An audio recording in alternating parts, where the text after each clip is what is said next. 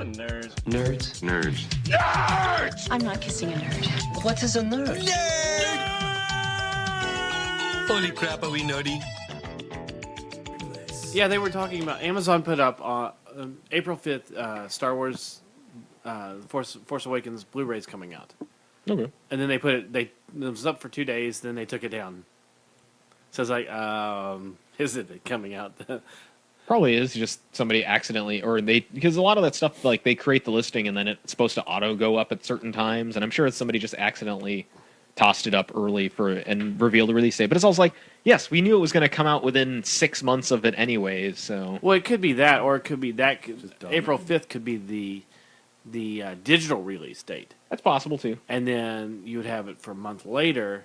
Because it seems to me like you would want to wait till the week of Free Comic Book Day and the next Marvel movie to release it on DVD. It's the same thing as the movie itself. Who cares? They could release it tomorrow. People are going to buy it. Right. Yeah. No one's going to go, I can go see it in the movie theater instead. Well, see, I think that they'd wait. They shouldn't release it at all until all three. I think that they need to wait. I know I will be waiting for that. I will not be buying it because I don't want to... I'd rather have a box set. No, you can borrow the 6 copies that Rich will have, so...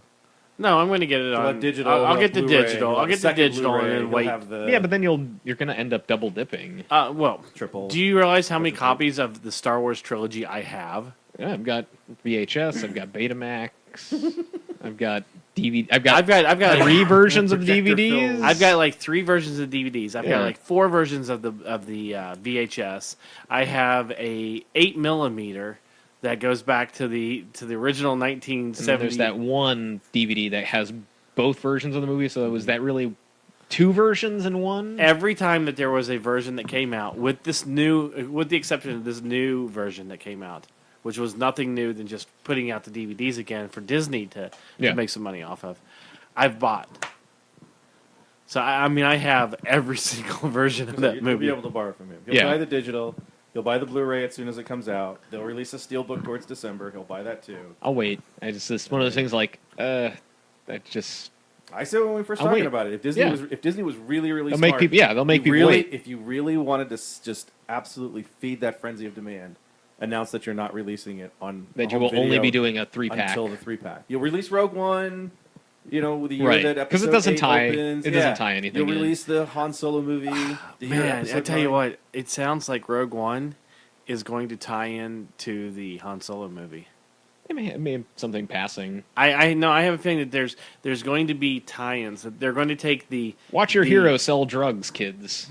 It's going to be fun. Yeah, I mean, but I have this feeling that you want some spice. The standalone movies are tying into each other, so it's almost they'll probably do some like nice little nods to each other. Well, I think it sets it up. I think it totally sets it up. It may. There's some. They've said standalone. Wait. How could Rogue One set up a Han Solo movie? If you have Han Solo, and let's say Boba Fett's in the Han Solo movie, okay? Let's say the whole premise of the Han Solo movie is Boba Fett chasing Han Solo. Again. Starting it out. But it's too early. Why? Because it's young Han Solo. Yeah, they've said young Han Solo. Okay. It's him as a teenager. It's not him days before Yavin. And they haven't established when he crosses Jabba. It's got to be fairly soon to that. Why? How is he going to cross Jabba when he's 14?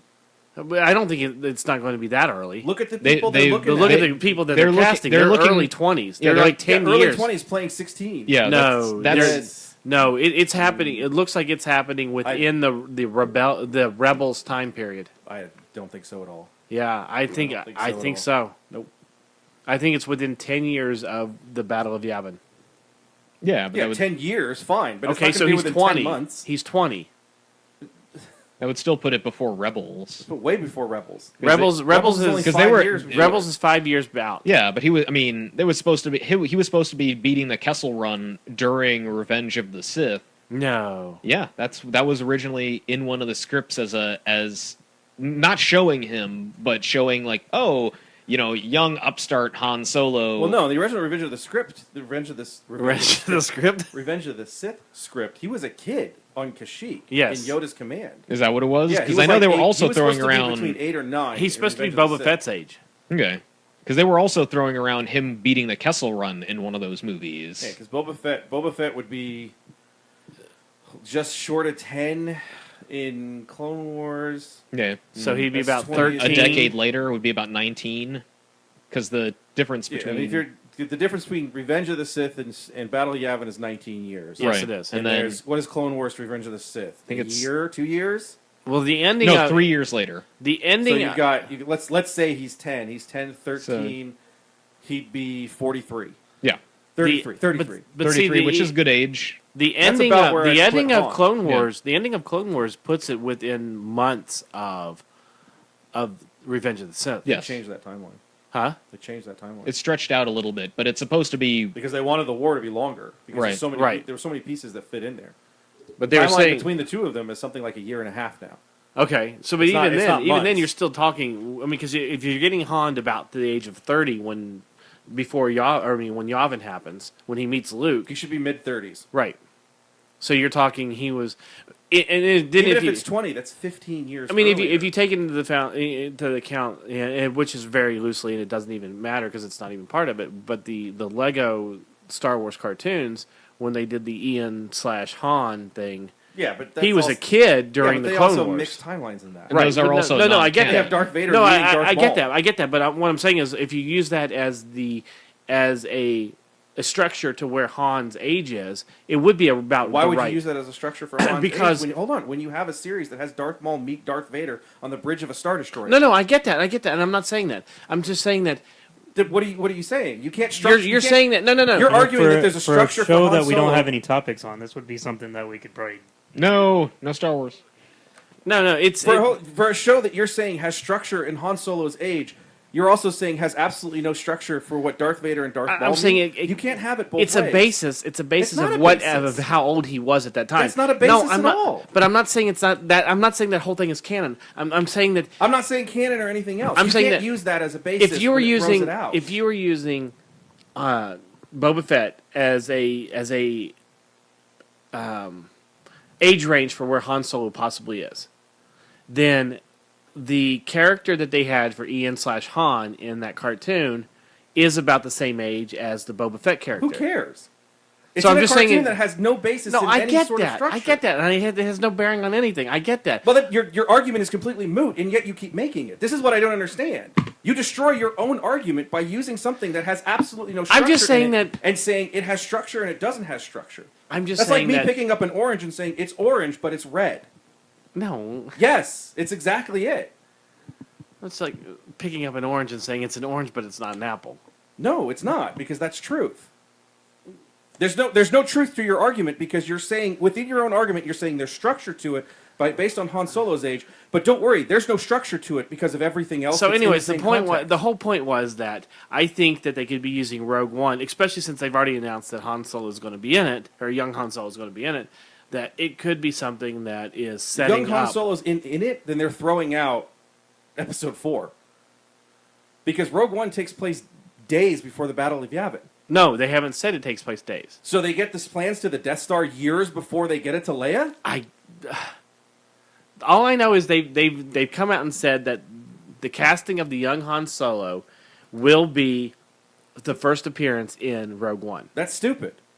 Then you're throwing out what you're basically saying is you're going to computer generate Han Solo in the next release of Episode 4 to make him look 15 years younger. I don't look. All I'm saying is that they've announced that he will be in Rogue One. There's no reason for him to be in Rogue I One. agree. I'm saying that they may not be right. There's a lot of things that have come out also with from Toy Fair that, or not even Toy Fair, pre-Toy Fair with the Lego announcements that kind of concur with this. It's stupid. They just throw Star Wars down the trash. It's just these guys are idiots. It's the stupidest thing in the world. If you're going to set Rogue One 10 years before Yavin and say that it's the stealing the plans of the Death Star, so they've been sitting on it for a decade. Well, I don't think it can't be that long because It can't be that long, but it has to be if that's who you're casting as Han Solo. if you're casting that as Han Solo, then he's If got you're to be giving me anywhere from Eddie 20 to Raymond- 25. That's still 10 years. Yes, Harrison Ford is at least 30 in there. at least they've already said. I mean, they've already established it, haven't they, in the timeline? Or at Because least he would have been at the Academy before. correct. He would have been in the Academy right after Revenge of the Sith. or at least something close to it. Close to it, yeah. If you use the original Han Solo trilogy from the books, which again, isn't canon, but they were still using what they thought would be an established timeline. Right. They're set a decade before Yavin. I know. So yeah, according to the way that they pitched the movie is this takes place right just before Episode 4. It basically ends with them delivering it within to- a couple months. Yeah. Right. Because this is basically, they say it takes place in the opening title crawl sequence where it says the rebellion has delivered their first blow against the Empire, and they've in that decisive first attack, they've stolen the plan. No, and I'm not disagreeing with any of this. So- I'm just saying that they've already said. So yeah, Rogue One. Unless is, they're going to age the young Han Solo to be somewhere in between whatever they're going to do for a movie, and It's just stupid. I agree. I don't even want to talk about it because it's just so fucking stupid. Why would you put Han Solo in Rogue One? Let the fucking movie happen. Who would you put in it? Nobody. There's no that's reason why to there's put all new anybody in it. characters. Would you put in Boba it. Fett? No. I'd put a big old fucking X-wing in it, and that's it. How about Vader? No. Vader makes No. sense. I would want No. Vader in the movie as See, a bad guy, but Vader I don't makes need sense him. to me. No. Leave Vader out of it because when they give you a Vader movie, it's going to be that much better because you haven't seen him in 30 years. I agree with that. But if you're going to have, you would have to either have Vader or Tarkin in it. I don't think you have either of them in it because Why? because neither of them take the rebellion seriously. But we already know with Tarkin, he is overseeing from the book Tarkin. He's overseeing the Death Star creation. He's the Project Death Star was all his. He You have him he gone? doesn't take the rebellion seriously. Correct. Doesn't mean he has the plans. The plans could be anywhere in the Empire. Correct. So what you're saying is that even though they steal the plans, they don't go anywhere near the Death Star No. construction. No, because then But then what do I you think do? Episode 4 is basically the Death Star is a secret. Okay, then The what do you plans do? are the first implication to the rebellion that there's this gigantic moon-sized space station that has a laser that can blow a planet into a billion pieces. That's basically what the pitch for the movie. Right. Okay, but the teaser trailer that they showed at Celebration shows an X-wing going through a jungle planet, and the last thing you see is it coming up on the horizon. You see the Death Star. Yeah, but that may not even be in the movie. That's true. That is very true. I wouldn't put any of them in it. Look, if you're going, So you wouldn't have an antagonist at all? No. The antagonist would be new. So you're saying like an Inquisitor An or Imperial something? commander, an Imperial intelligence officer, whoever loses the plans and says, "I better go get that before I have to go." Hey, Your Majesty, you know that big moon, that thing that's a funny story. So this chick shows up, right? She's got this cool plane. I just sort of gave her the plans to it. So, okay, I'm done. But I was thinking... I would not use an established... Why use an established character? You have all of this room to explore. Right. But the one thing you have to do, the one thing you had to do in Episode 7 was establish new characters. Yes. You can't sit there in 40 years and think everyone's going to love Vader the same that they did before. Because you're never going to reboot that universe. That's true. Like Marvel, DC, all those guys, like, well, these guys all stand the test of time because they're reinvented every few years. Again and again and again. Well, You don't wanna do that with technically, Star Episode 7 was the reboot. You know what I'm saying? Right. Relaunch. You're not going to throw this unit. You're not going to Star Trek this universe. No. At any point, Disney is not going to, hopefully, is not going to throw away everything that's come before and say, okay, Anakin isn't born on Tatooine from bugs. You're right. So if you want to have all this room to explore, you're going to have to put new things in. The whole expanded universe, you had connections to those little characters, but you had enough stories that had characters that had nothing to do with the original trilogy or even the prequels once they got to that point.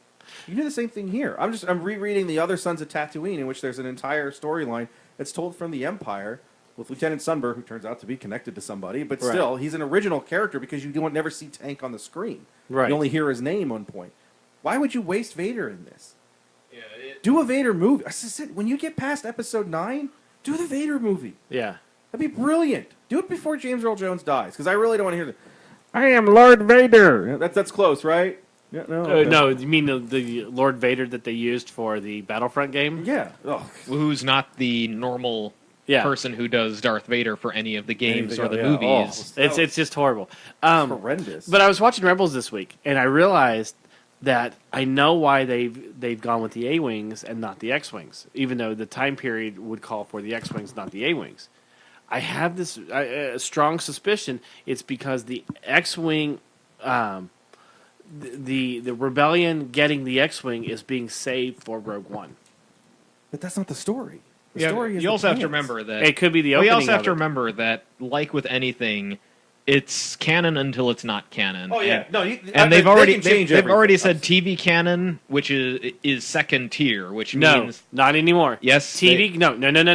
TV canon is now official canon. Until it's not. that Disney has said movies is first tier canon, then the TV shows are second tier canon, and then the comics and books are third tier. But everything Which now is means- supposed to be and they- absolved into one. No, It's they there. Hold on. have explicitly said yes, they are canonical. But if they decide to do something in the movies that contradicts any of those, then it's contradicted and it doesn't count. But that's why anymore. they have the storybook group that But keeps it from. what they're doing is they're putting themselves forward from what they've done over the last 25 years. Yeah. Ever since Dark Horse and Del Rey started their books, they've retconned stuff. Right. They had to retcon the Mandalorians. They had to retcon Darth Maul's origins for the TV series.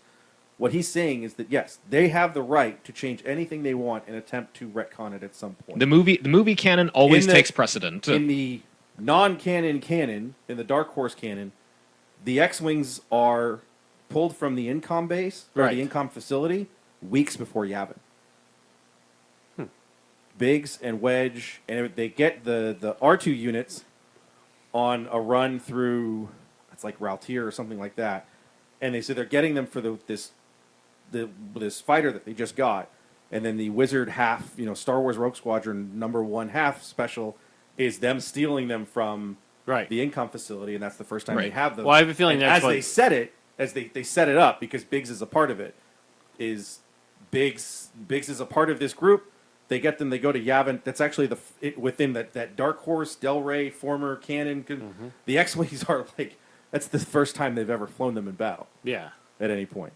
So yes, the X-wing could be later. Obviously, Well, I have a feeling that that's going to be the opening. because if you Rogue read Squadron. was Force Unleashed with what's her face, the pilot who switches sides for Force Unleashed 2, it's all Y-wings. Right. The Y-wing is the only thing that makes up the Rebel fleet besides ragtag groups of freighters and tramp freighters and larger ships and stuff like that.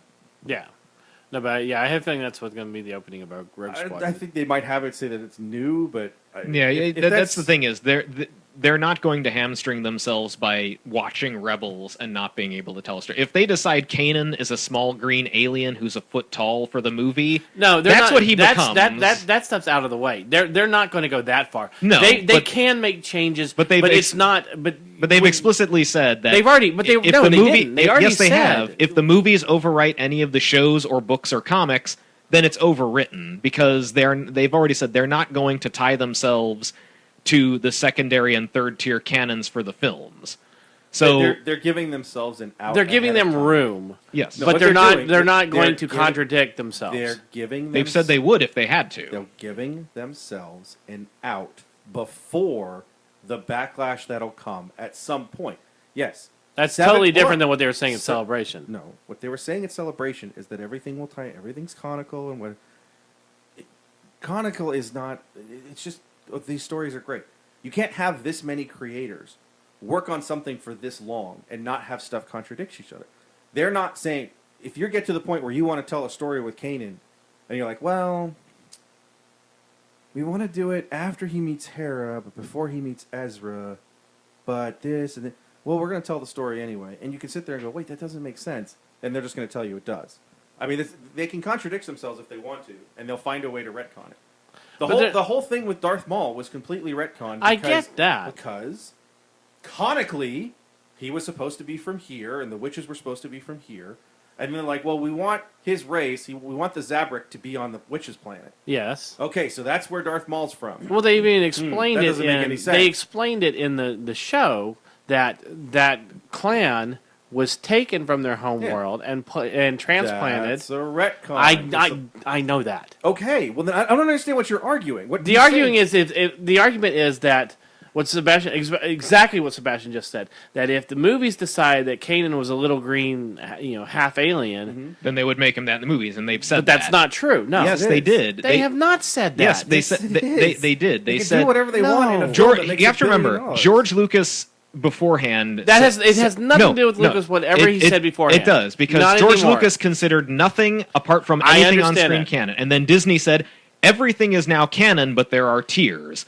There's Lucas said film, whatever you film see is, on film is canon. and television is is canon. Anything else is out. Anything else, it doesn't matter. And then That's Disney. hold on. He did not say it doesn't matter. no, he doesn't said- say it's not canon. He said it matters for the fans, but we can overwrite it. Yes, and then Disney Which said they did. over He and said over that again. he considered that anything that you saw on screen as far as officially television and canon. movie, that was No, I official know, that's canon. what I'm Yes. saying. But he And never then- said that the other stuff didn't And then matter. Disney has said it's now all canonical, but they're in tiers now. And the film tier is the highest level tier. And if anything goes in again, you have to remember, if they because somebody's writing, let's say they write a comic for episode 8, and they include a character in episode 8 who is not in the comic book, well, Not in the movie. or not in the movie, well, you got to go, well, too bad.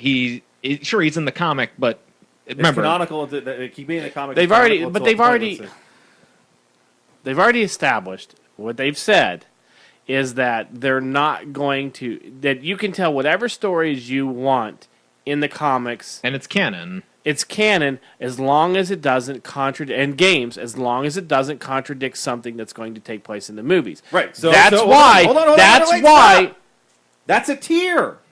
They're telling the comic people you're not important enough to affect the movies. But that's you think they why. tell the movie people you're not important enough. You're not important enough to change the comics. That's why they're not allowed to tell any stories that will directly impact the movies or slash I'm not TV saying shows. they don't take steps to try and to change this. I'm not saying that if someone comes along and says we're going to make a movie about Kanan and we're going to screw up all of Rebels, that somebody doesn't step in and say, can we find a way to do this without screwing up all of Rebels? But if they're sitting there, if Steven Spielberg walks in and says, I really like that Kanan character, I want to do a movie about him, but I don't want to set it on the Ghost, but I want it days before Yavin, after Rebels kills him off years before Yavin. Do you think they're going to tell Steven Spielberg, sorry, dude, that's not canon? As long as they haven't killed him off in Rebels yet? No, that's what I'm saying. If they killed, let's say Rebels ends with him dying 2 years before the Battle of Yavin. I don't think they'll let him do it. I You're wrong. honestly don't think they'll let him do. You're wrong.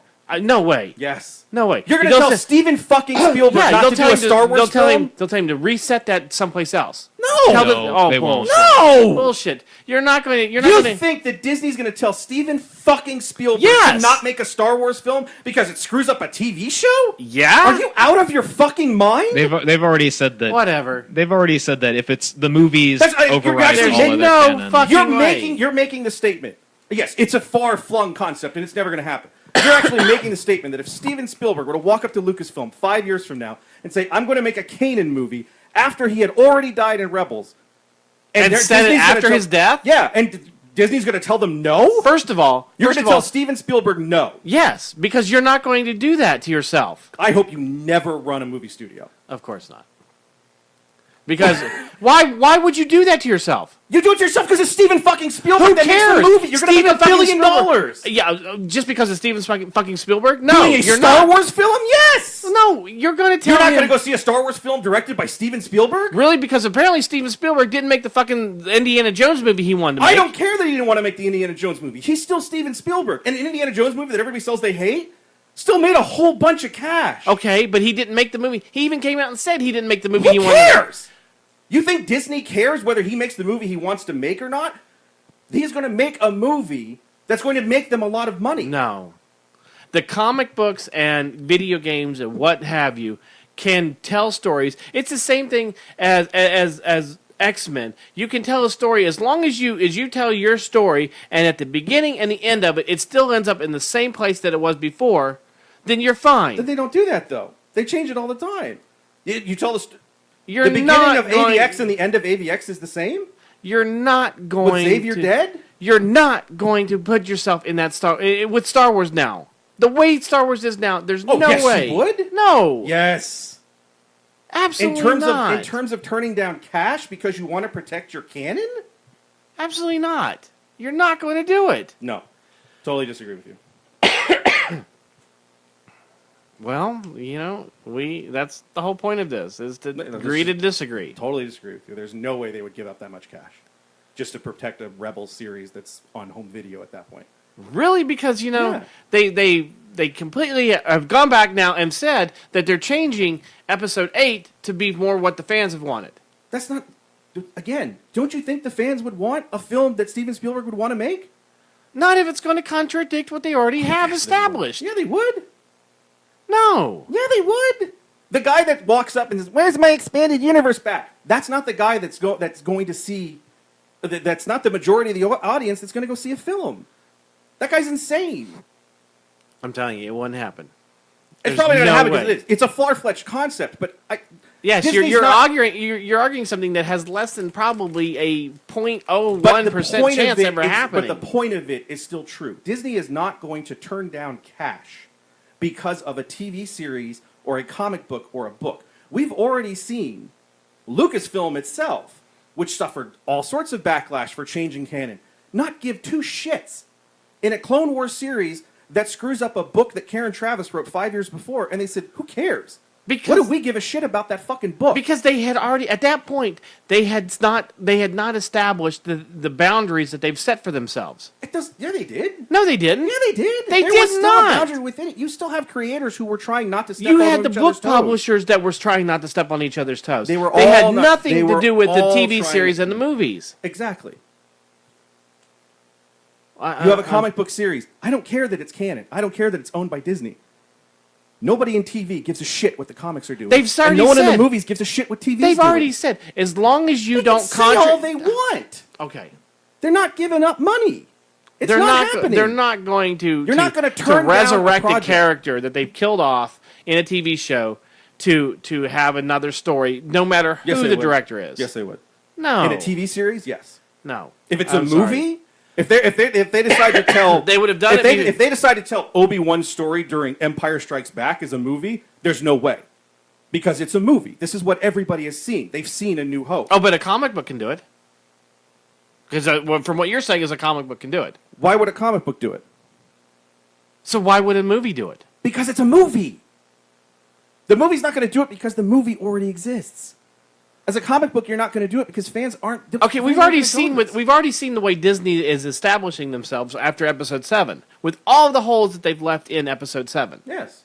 That they're very. I'm not saying there are others. There's tons of stories out there. They've already But what if- established that they're waiting to fill in those gaps with other Yeah. stories. Every publisher has said that. Yes. Okay. Okay, so why? Gaps aren't contradicting each other, though. So then Steven Spielberg, if he came in and said, "I want to do a Kanan movie and I want to set it here," Disney's going to say, "We've already killed him off. Why don't we set it here?" And when he says no, Then they're going to say, Then I guarantee you, they're going to say, "Well, that's the way it's got to be." no. Disney's bigger than Steven Spielberg. Star Wars is bigger than Steven Spielberg. But nothing's bigger than $1 billion. They will And Steven make Spielberg so much making money. a Star Wars movie isn't guaranteed $1 billion. It's going to be more of a guarantee than Joe Schmo coming in and doing it. I'm not saying if guy off the street comes in with a great Kanan script that happens to end with him dying on the Death Star instead of wherever it was in Rebels, they're going to say, yeah, let's go for it. But if it's Steven Spielberg, No, I'm sorry, I don't think so. no. But you know what? Who knows? I mean, for years we were told that we wouldn't have an episode 7, 8, and 9, and we have it. Well, yeah, because And now Disney's saying that we will have Star Wars going on Infinity, which I don't even know if that's going to be a good thing or a bad thing. Everything depends on what happens after episode 9. If they decide to do, if they let it lie fallow for a year, that would be the interesting thing. If they decide to take a whole year off of Star Wars films and then do another anthology film, then that would that. I mean, we have everything. how long can you keep telling the Skywalker tale? Well, that's the thing. That's what I think the anthology. Yeah, I think that the anthology films are so important because Rogue One is the most important thing that Disney will do in terms of this, and probably one of the most important things that Lucasfilm will ever do. As far as a Star Wars project, in Star Wars project, because you're telling your first film story, which it makes more. It takes more money to make a film. Than It's TV, a bigger then, prestige yes. and all that. You're going to do your first project that has nothing to do with the Skywalker, Solo, Leia trilogy of characters. Technically, Yeah, you're using Skywalker as Anakin. You're using Luke in the second one, and now. but you're if you using if you Luke in if you include Darth Vader and you include the Yeah, the you Death put Star plans, people that are introduced in those 3 original films. Go back to the prequels. Yoda's in it. Obi-Wan's in it. Anakin's in it. So you have people that were introduced beforehand in those films. You now have a new film that has Han and Leia in it. a connection to Luke, or a connection to Han, a possible connection to Luke. This will be the first film that, well, I guess if they put Han Solo in it, it just destroys my own argument. They're too afraid to do something. But even that doesn't have going those after the characters. Death Star plans, kind of, because it automatically sets up. See, to me, the very first, the one that's going to be the most challenging will be one that has nothing to do with any character we've ever seen before. If you go back and do an Old Republic, if they do an Old Republic with Jedi X and Sith Y, and none of them are named Skywalker, and none of them are named has Solo nothing or to do whatever, with anything. It's set just 4,000 set in the years universe. before. Yeah, that's the interesting project. That would be the one that where you go, okay, this is a completely new Star Where Wars do they universe. open themselves up to. Yeah. And in terms of tradition, I think they do another trilogy at some point. Well, You you'd know, have maybe to. I wait mean, 5 they're or already 6 saying that they years. want to do an Obi-Wan, trilogy. And Yeah, but that doesn't. I mean, in terms of trilogy for me, like a big. see, I could see him doing. I can't see an Obi-Wan trilogy in terms of the stakes of the galaxy mattering as much as Correct. these. So that's why, to me, it would doing be an more Obi-Wan intimate. trilogy is like, yeah, They're saying it would be him versus Darth Maul. right. But who's talk about bringing a character back after you killed him? Right. Well, they already established Right, done yeah. that and established it. Yeah. What do I say? A new episode. Like if they do Obi-Wan as a trilogy, they're not. I don't think they would title it Episode 3.1.2.3. No, I think it You know. would be. When they decide to do either episode -1, -3, -2, -1, and episode 0 or whatever, or they do 10, 11, and 12, however far forward they decide to set those, that to me, that's the big, like, how long are you going to continue to tell this kind of story? But we've said that superhero films are going to fall off the map. We said that. Yeah, but you know, when you're Fast and Furious is making an 8, so what that's true. But I mean, when you're talking that it's a descendant line, film, that's following a family lineage. How long can you tell that story without? I mean, we've already seen that they're already retelling the story, basically. Yeah, and it's how when we get to 9, how involved will Luke and Leia be? Right. That's to me, like, if they make them very, very, very minor, or if they're not even in it, who knows how Episode 8 ends? See, I see 9 being that there's no lineage characters in it. Well, there'll be lineage characters because Rey and Well, I mean, Kylo will be there won't be any the classic, the original trilogy, the actors Right. who played. There's no Luke, no Leia. There's no Luke, no Leia. I think so too. Or they're introduced in the beginning and something bad happens to them. Yes. Very early in the first act. Somebody dies in 8, or somebody disappears in 8, or whatever you want to do, or both of them do, and you leave yourself open. Well, I'm sure they'll use R2 and 3PO. Right. Maybe they'll use Chewbacca. Yeah. I mean, but see, You'll just have Chewbacca sit there those and are the go, 3 I can see. You know- Leia, Luke, and Chewbacca gone. R2 and 3PO could stick around. It just has that consistency because they're in all 6 Yes. films, where none of the other characters have made it in all 6. And then you add them into the Clone Wars and into Yeah. the cartoons and everything else. Oh yeah, and I mean, that Rebels. was Lucas's intention from the beginning, Right. That was going to be the thoroughfare once he did Episode 1, 2, and 3. So yeah, I think you'd see them. But I don't think they'll have them either because you have to try and establish new popular characters. I mean, this is what Dark Horse and Del Rey were doing with Mara Jade and with the characters that would be in. I'm trying to think of there's a series, Crimson Empire, where you were trying to establish characters who would be popular with fans, to a degree within that genre of entertainment, that you could continue to tell stories with them, Right. and people would be excited. You could get a Mara Jade limited comic series, and fans would flock to it because it has no connection to anybody except the Emperor to a small degree, who's barely in it. Yeah. And people would flock because she just becomes a popular character. You have to make these characters popular enough to get away from the fact that Mark Hamill is going to die and Carrie Fisher is going to die, and you're not going to be able to make movies with them forever. Well, maybe with CG. Do CG Luke. But still, I mean, you've got to get away from, if you're going to continue on this property, as long as Disney says that they're going to do, you've got to get away from those characters. Yeah, and it's going to be a long time that they're going to do it, too, because I don't think they build a land in their premier theme Well, they've park. already said the Marvel films and Star Wars films, they're going to go on indefinitely. I think so. You'll just recast them. Yeah, Marvel. You'll I could see. Marvel, I guarantee it. You need Luke Skywalker. Would you back, think Marvel You is- find a new Luke Skywalker. And I could. Well, they're already doing it with Han Solo. Yes. You know, the Solo thing. You could If do you do Luke younger. on. Yeah, you could do Luke on. No, you could Tatooine. even, if you wanted an old Luke for, being the head of the Jedi Order, just cast a good older actor, and boom, you got your Luke. But I think- would you want a young Luke on Tatooine? No. I don't want any of these stories. I'm not saying that Because for I me, don't- I don't Luke's want- story starts where we pick him up.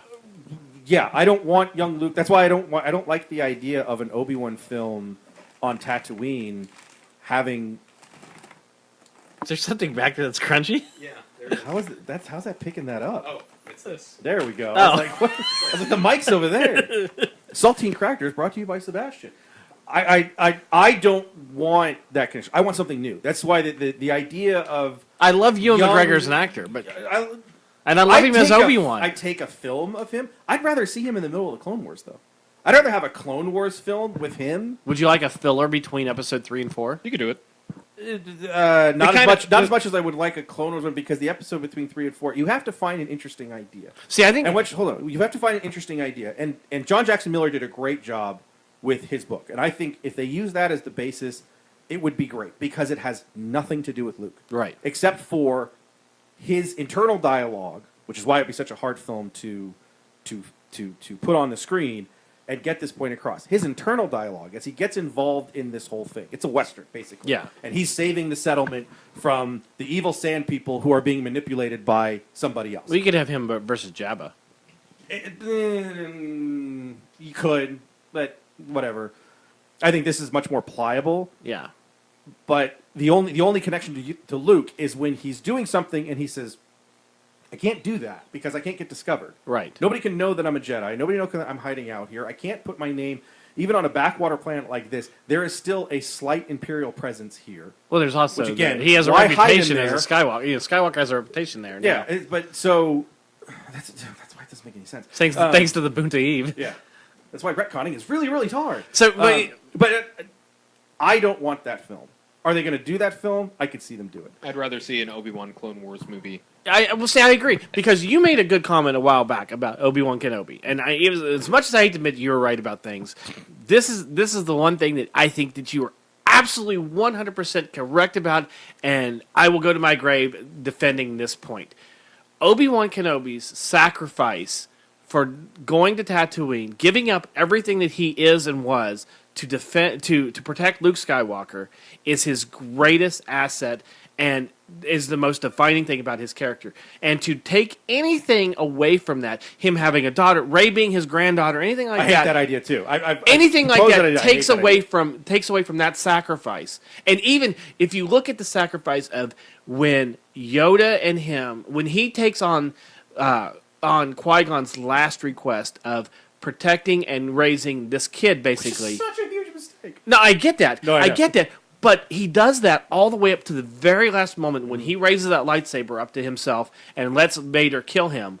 That is fulfilling everything he promised to Qui-Gon. Well, the story with that is that's the only way. He knew he could not protect Luke on the path that Luke was going. Right. He couldn't physically be around him, and he wouldn't be able to. Whatever Luke's path was going to be, as Obi-Wan is watching him in action in the Death Stars, Obi-Wan realizes this is the path they've set him on. He's going to go to join the rebellion. He's going to be a big part of the rebellion. At some point, he's going to have to face Vader. I can't physically keep up with him. Yes. I just can't. This is the only way I can do it. I can if I allow myself to be killed on the side of right as a light side user, I can then watch over Luke as a Force ghost. I can come to him when he's most needed, and I can direct him in very small ways. But even then, That's it's the beginning of his training. It's showing his self-sacrifice and the path of the Jedi. John Jackson Miller's book, the internal dialogue that Ben has or Obi-Wan has as he's attempting to communicate to Qui-Gon. There are passages in the book. It's him meditating. It's told in the first person. I still want them to do a special edition Revenge of the Sith with the scene that they were going to shoot. God, Oh, that would so be good. great. Well, because he had, I think he had broken his arm, didn't he? I think The reason they didn't do it was because Liam Neeson wouldn't come back and record the voice. That was the whole point. Yeah, but even though Liam Neeson came back for the cartoon. Yeah. No, to he record the did, voice. but I think for that movie in particular, I think he actually couldn't come back because he actually did get physically hurt. I thought shooting either one of the shooting one of the movies he was doing, he had broken his arm and couldn't go in anymore. See, I thought it was just that Yeah, he did not want to go back and do You it. could have recorded. They could have recorded some voices, but I even think, that- but No, it, because but it was supposed to be the scene original involved his script- Force Ghost as in well. the original Right, script, that's what it In was. the original script, they're in the conference room on the Tantive 4. It's Bail Organa, Yoda, and Ben. Yes. Obi-Wan, and they're discussing where they're going. Yeah. Yoda's like, I'm going to go hang out in the middle of nowhere. Which I guess Luke is living on with Yoda's legacy. But But it it- disappear when things get bad. It And yes, was explains. supposed It to be- explains where Luke ends up But on it's- Tatooine. Yeah, it's Yoda. Yoda says something to Obi-Wan along the lines of, Yeah, your old I have master- a friend. I have a friend who wants to say hello, sort of thing. Yes. and his ghost comes up, and that's why we don't see Force ghosts until then. Correct. And it's the only implication that you had in terms of the movie is the meditation scene in Episode 2, where he hears Qui-Gon's voice yelling out, "Anakin, no!" Yeah, or run, whatever. Anakin, run, or whatever. yell, Yeah, Anakin. something like Anakin, no, or something like that. Well, I think it happens. It happens twice. It happens one where you hear "No, Anakin, no" In when the- he kills the. No, you hear "No, Anakin, no" when he kills the Tusken Raiders, and then you also hear "Run, Anakin, run" in Episode 3. Oh yeah, in Yoda's meditation in Episode 2. Yes, that's the "No, Anakin, he hears, no." yeah, he hears the no, and because Qui-Gon had never said it in the first film, Right. and you see his entire, you basically see his entire relationship with him. The way the book describes it is that Yoda hears a voice that he recognizes as Qui-Gon's in terms of something has happened, and it's Qui-Gon is able to. He pierces that veil of Right. the astral plane to be able to watch Anakin as he's going, but he can't make physical contact with him because Anakin is not. But that is was not coming back to him. But it comes Yoda around. does. You're right, and it comes around because of Qui-Gon's connection to the living Force. Yeah, it's Yoda.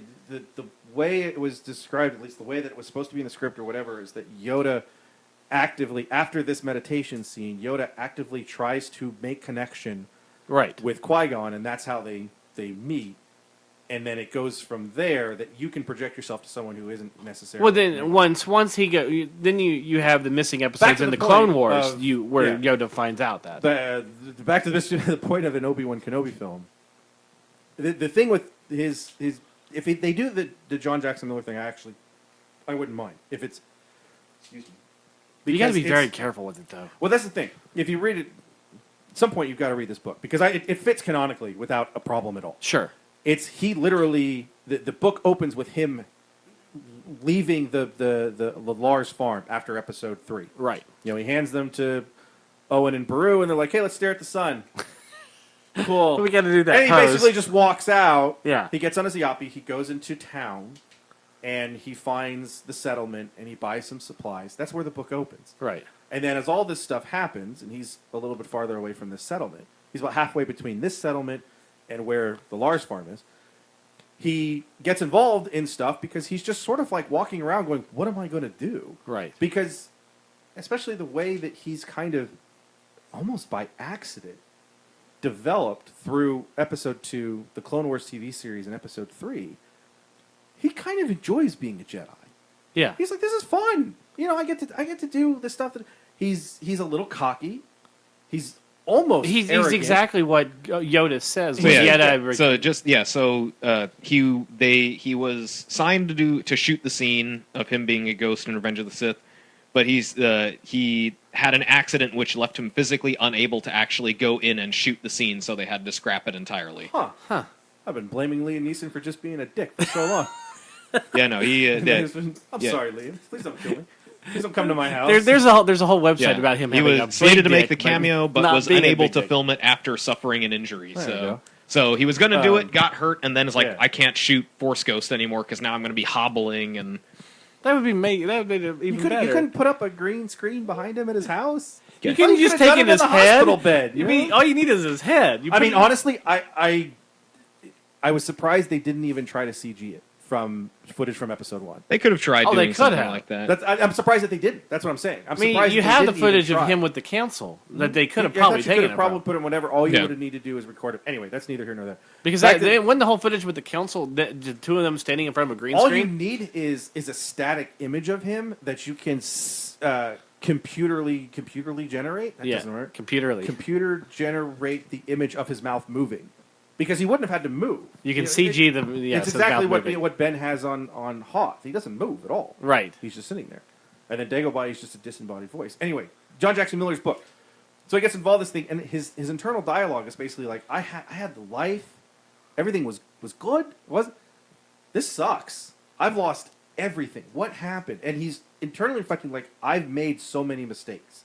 I made the mistake of, draining Anakin, thinking I could be as good a teacher as Yoda was, Qui-Gon was, whatever. All of those pieces fit in, and he immediately has to shut down his entire life and live as a hermit.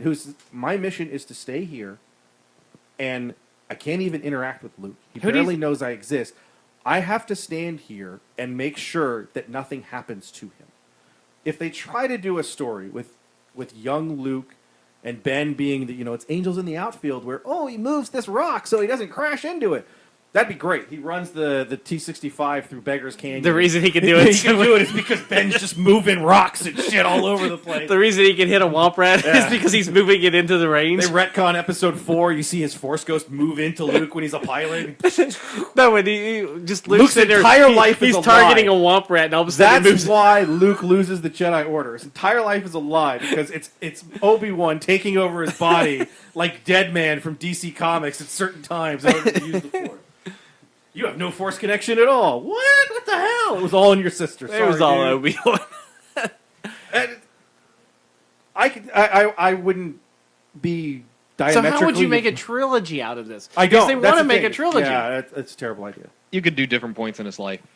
That's You could. the easiest way to do it. If You could you do. wanna You could do. You could do. Really, I could see that. You can do movie 1, young Obi-Wan, cast a young actor to be him as a Padawan, and maybe finally resolve the issue as to how it was possible for him to claim Yoda was his master. Well, Because that they've was- already established that. Yeah, but that was George Lucas' biggest retcon. It's like, I'm going to show you the master who trained me. He was, and No, I he- think the biggest retcon is that I tongue fucked my sister. right.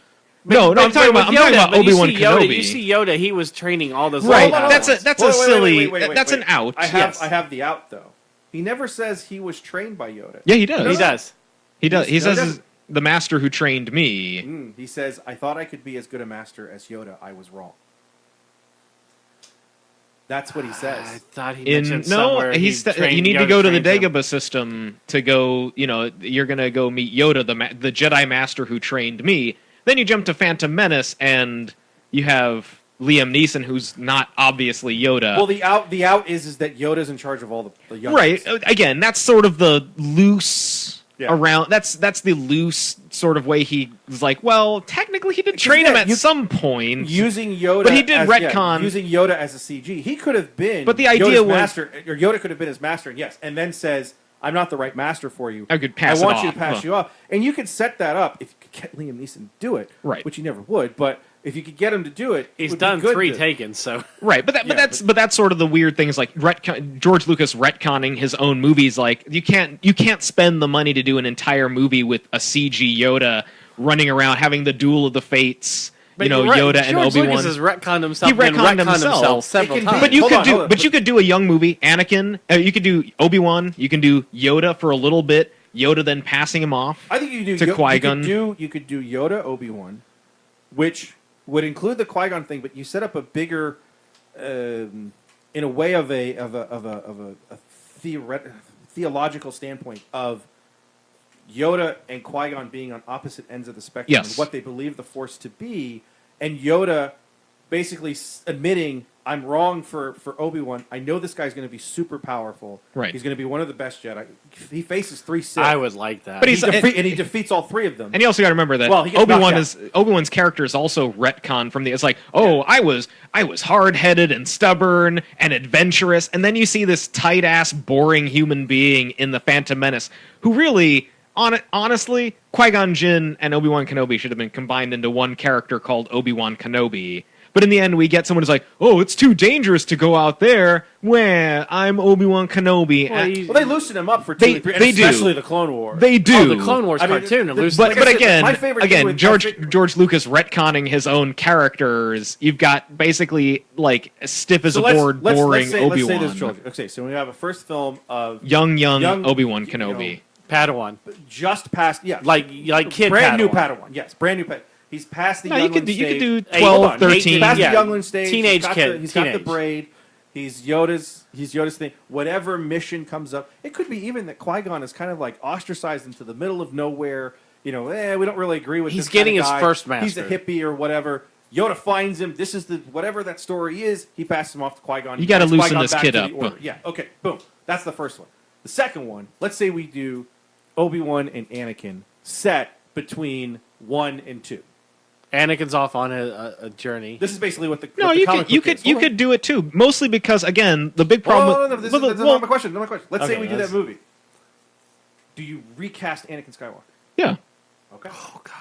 Well, Do you give it a chance? but here's the thing. I come from watching James Bond movies all my life. I have no issue seeing other actors play the same character. A lot of people have that hang up. I don't. And for me, but you gotta here's- look at the mainstream audience. Yeah, but they don't care. I also think it depends They've on the also character, watched too. James Bond for 50 depends on years. the character. They've watched James Bond for 50 years and also not cared. It'd be interesting to go back in time and see what the general reaction was to Roger Moore's first. Not even Roger Moore. Who was the first person who took the role? Roger Moore. George Lazenby. George No, George. Yeah, that's right. He was also he was very popular, but then Yeah. he fell into the wrong crowd and they fired him. And Yeah. then they asked him. Well, but they just asked saying- Sean Connery to come back. But it also I'd the be scripts interested weren't to as know good. what the public reaction Would be. was to George Lazenby, especially at a time where Wasn't that the it's time when the not producers even- were at odds with each other? No, and- that's No, Sean Connery was that's at odds with the the only way producers, to- which Oh, is that's why right. they recast. And then George Lazenby fell into like this very like underground, ultra liberal, sort of anti-establishment group, and people started to dislike him as a person. And then they're like, "Okay, you're gone.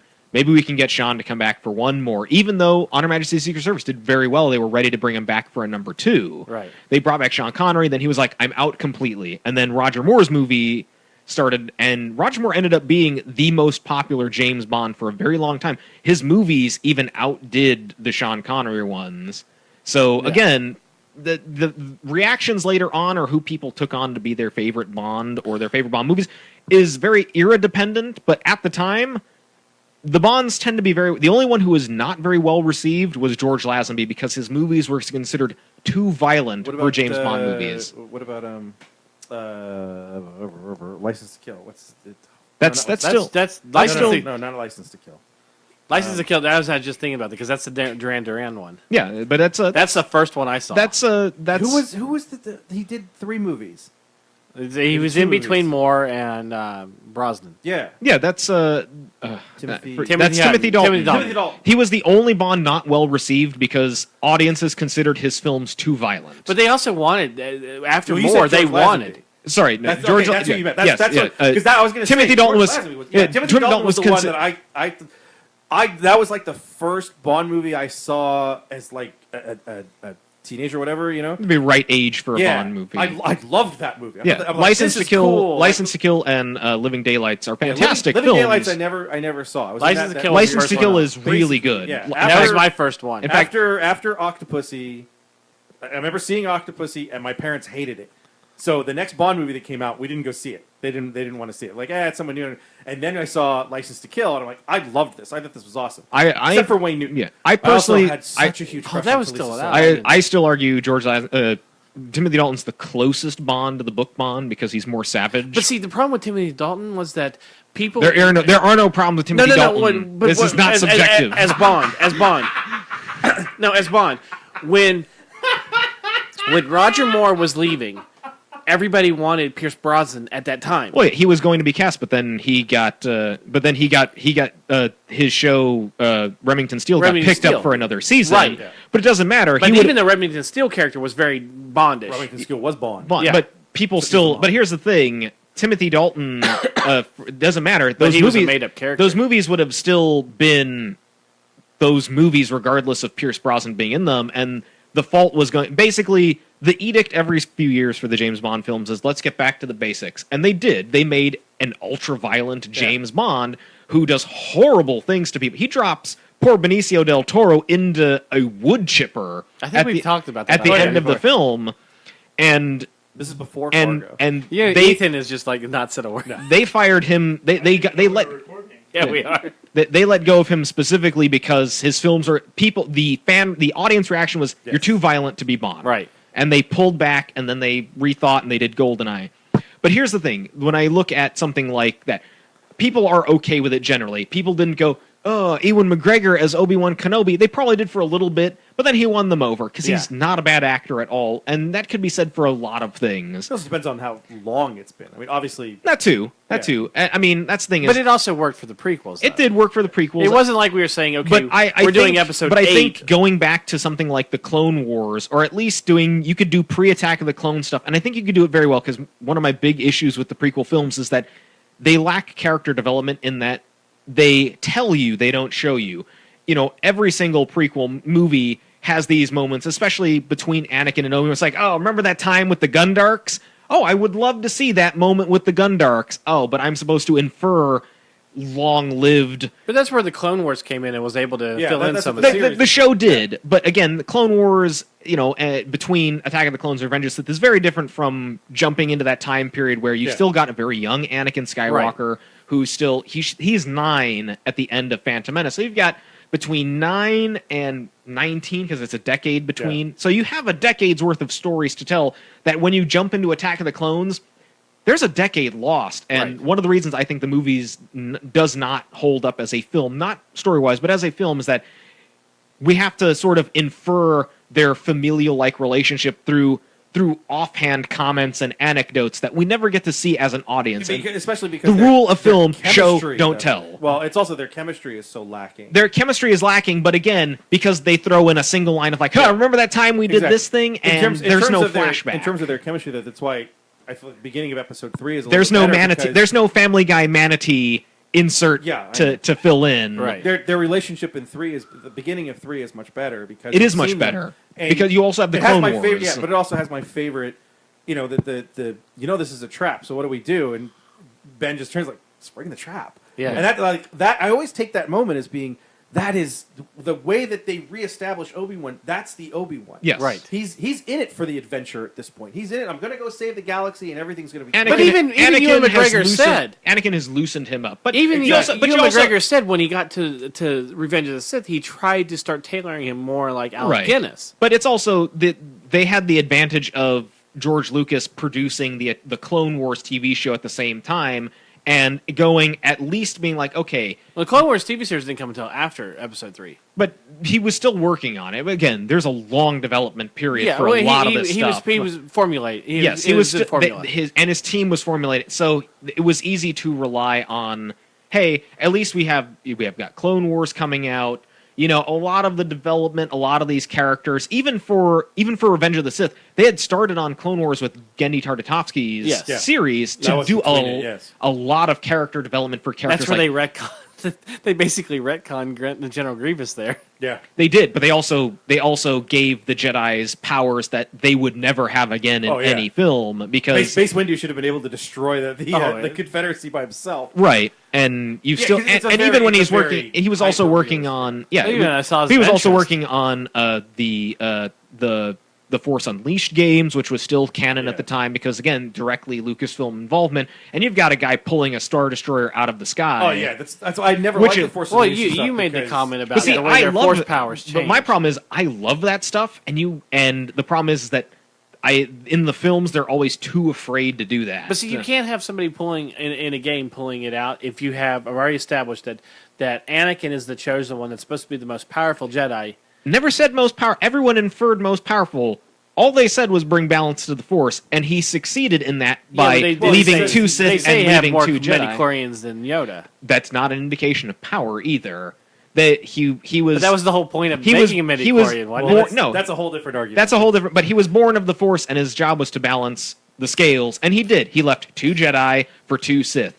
Job done. Do you think? And then Luke comes in and throws it all off. But here's the thing: is that you're saying that Luke destroys the galaxy? Stupid Luke. Stupid Luke. Do you think that with the prophecy? Do you think that Disney will say the time of the prequels, from Phantom Menace to the end of Revenge of the Sith, will be untouchable as far as making independent films? Or no, they've already. Or do you think that they will start to? There's no reason not to. They've said everything is main canon. There's a whole generation of fans that grew up with the prequels, right, and the Clone Wars TV series, and there's no reason not to. Because you can retcon so much stuff. It's not even retcon. You have a huge gap. You have 10 years between 1 and 2, you can do a trilogy of films as you establish some sort of character, not a Sith. Let's just have it be a warlord in the Outer Rim. Right. And this is what Anakin and Obi-Wan have been sent to fight. And you can do one where he's younger and one where he's a little older and one that takes place just before Attack of the Clones.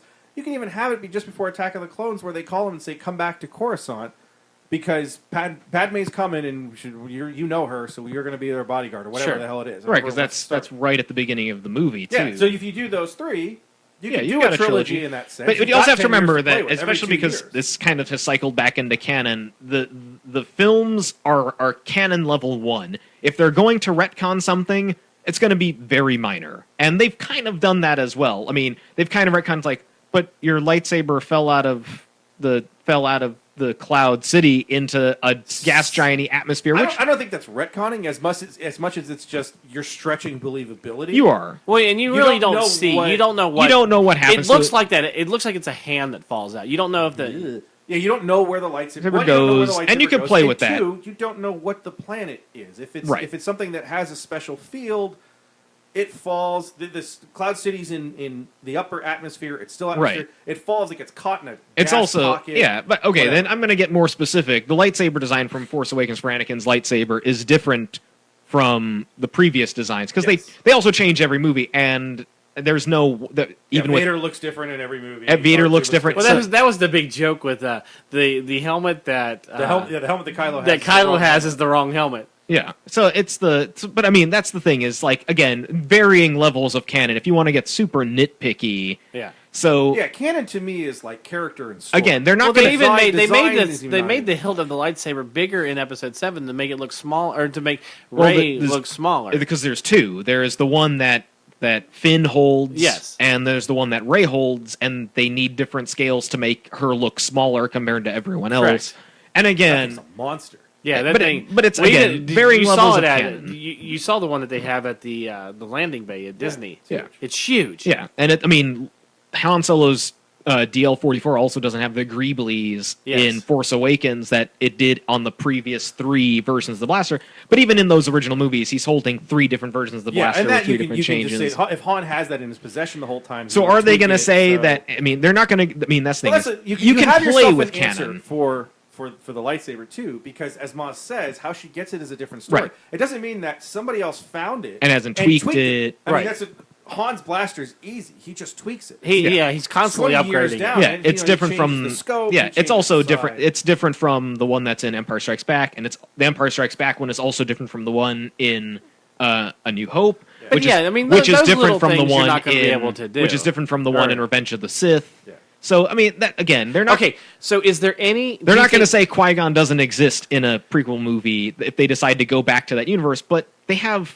at least a decade to play with and do whatever they want. They could go pre-prequel. They could make a movie for the Old Republic, which would be amazing. I think they will. Those games are fantastic. Will they? Probably not. I think they will. One day, Do you think that there's any topic that's going to be will be untouchable? Like, no, do you do Yoda as a Padawan? There's no untouchable topic, but again, it's movies, and you have to shoot to make money above all else. There is no that a Yoda Padawan movie would make. Do you think Yoda becomes untouchable? No. You want untouchable? I'm going to go to Marvel Comics. Wolverine's origin. For years. No, we're not going to. No one gets to tell it because once we tell it, it locks it down and everybody else is screwed. Sure. So they didn't tell it. And Wolverine continues to be the most popular character outside of Spider-Man in their universe. Mm-hmm. They don't tell it, and then all of a sudden they come up with an idea and they tell it. And Wolverine starts to do this. He starts.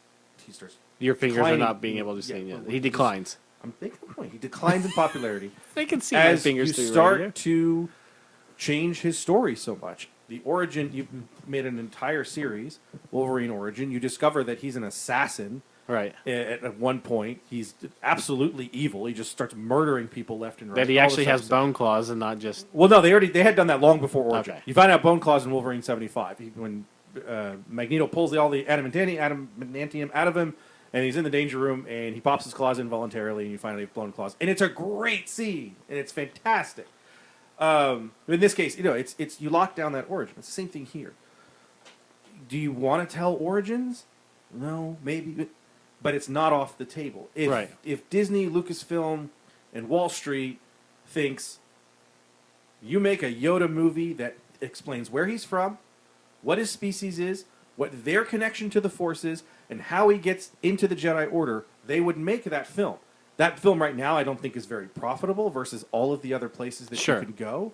But I don't think anything's off the table. Do you tell an origin film of the entire Jedi species? Whatever you want to do. You can do whatever you can do it, but again, the money is number one priority. If somebody goes, and you also can't. There's not enough interest in this right now, or we can't throw in somebody we know as a character to be the guide for the film. They're going to axe it. You got to remember, you're releasing 4 comic books a month, 12 months a year. You're doing 48 comic books a year minimum. Right. 23 episodes. 22 episodes of television. You have 4 novels a year.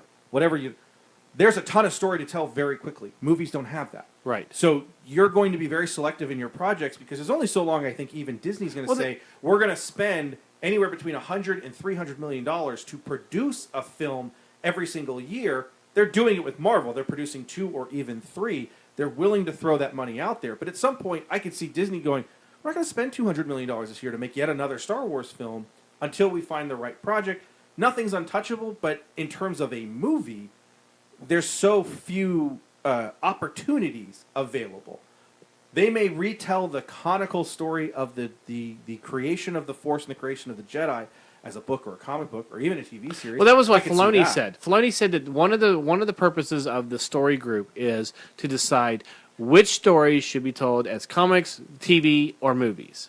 The way that when I went to novels. When I went to the publishing group panel, one of the things that her name all of a sudden escapes me, but she was the editor beforehand, and she's the big editor now in terms of publishing, in terms of book publishing. Excuse me.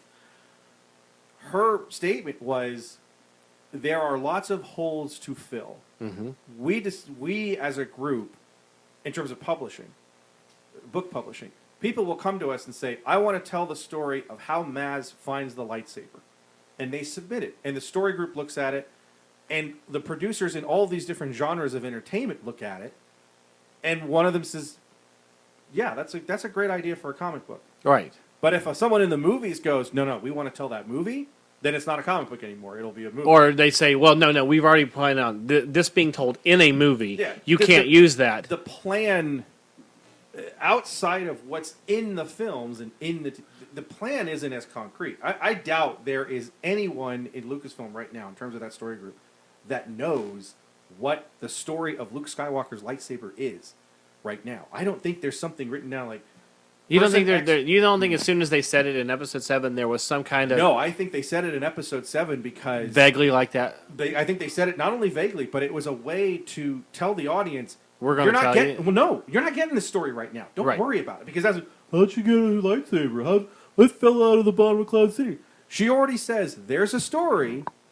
And do you think that was a great inclusion in the movie? Yes, I mean, we never talked about it because I think that was a wonderful little nugget to put in the movie. We talked about it. I said it was a great idea because you're telling the audience, we know you have questions. I mean putting that lightsaber in the film purposely that lightsaber in the film. It means nothing to me because I think it connected. Yes, the whole movie's legacy. I think that's why I think the lightsaber. Yeah, I know, but from a story standpoint, it's one of those things where it's like, okay, you're nostalgia pandering, and you want to make a cheap connection to people, sure. But then I go, if that had been Darth Vader's lightsaber, that would be far more interesting because then it could come from Endor. There's a more logical story point, and then when Kylo Ren says that belongs to me, that feels far more impactful than a lightsaber he would never have seen or ever known about. Well, that was one of our kind because of wild then Darth Vader's that lightsaber in the funeral pyre being missing is a far more interesting story to tell because he goes like, I have the suit, I have the helmet, whatever. I don't have the lightsaber. Rey opens up Darth Vader's lightsaber to fight him, and he goes, "That's mine." Means so much more. Yeah, but on the I agree with you on that. But on the light side of things, and even though this lightsaber is Mace Windu also for has killing a bunch of Padawans. Yeah, but Mace Windu has a purple lightsaber, which is already retconned as well as like no, there's only green and blue and red. again, well, no, they they retconned said that in episode 1. Yeah. But they said that the purple was there's a regardless. But for me again, Well, for obviously, story there's a white standpoint. too, because Ahsoka has white. Well, there's skin. also a yellow. But yellow wasn't in any of the movies. But yellow, they have included it now because it is in the Clone Wars cartoon. Right. As the Jedi Temple Guards. It's part of their staff. Yeah, it was also in Well, the it's part of the yellow. staff, Yellow because was of the Plo Koon's Yes. lightsaber in the comics, and then immediately that was retconned. That in was the films. retcon once they decided that there were too many different colors. Yeah. But then they have said that yellow is, and Well, they've no, also the added it comics, into they the have comics now. Yeah, no, you can But no, change the Kyber. again, that's the thing is like I know Basically, the retcon now is that the Jedi were only allowed to choose green or blue, Right. which is why the Jedi are fascist bastards. yes, No, just green or blue. But I want red. let the black guy have the purple. He looks like really mad.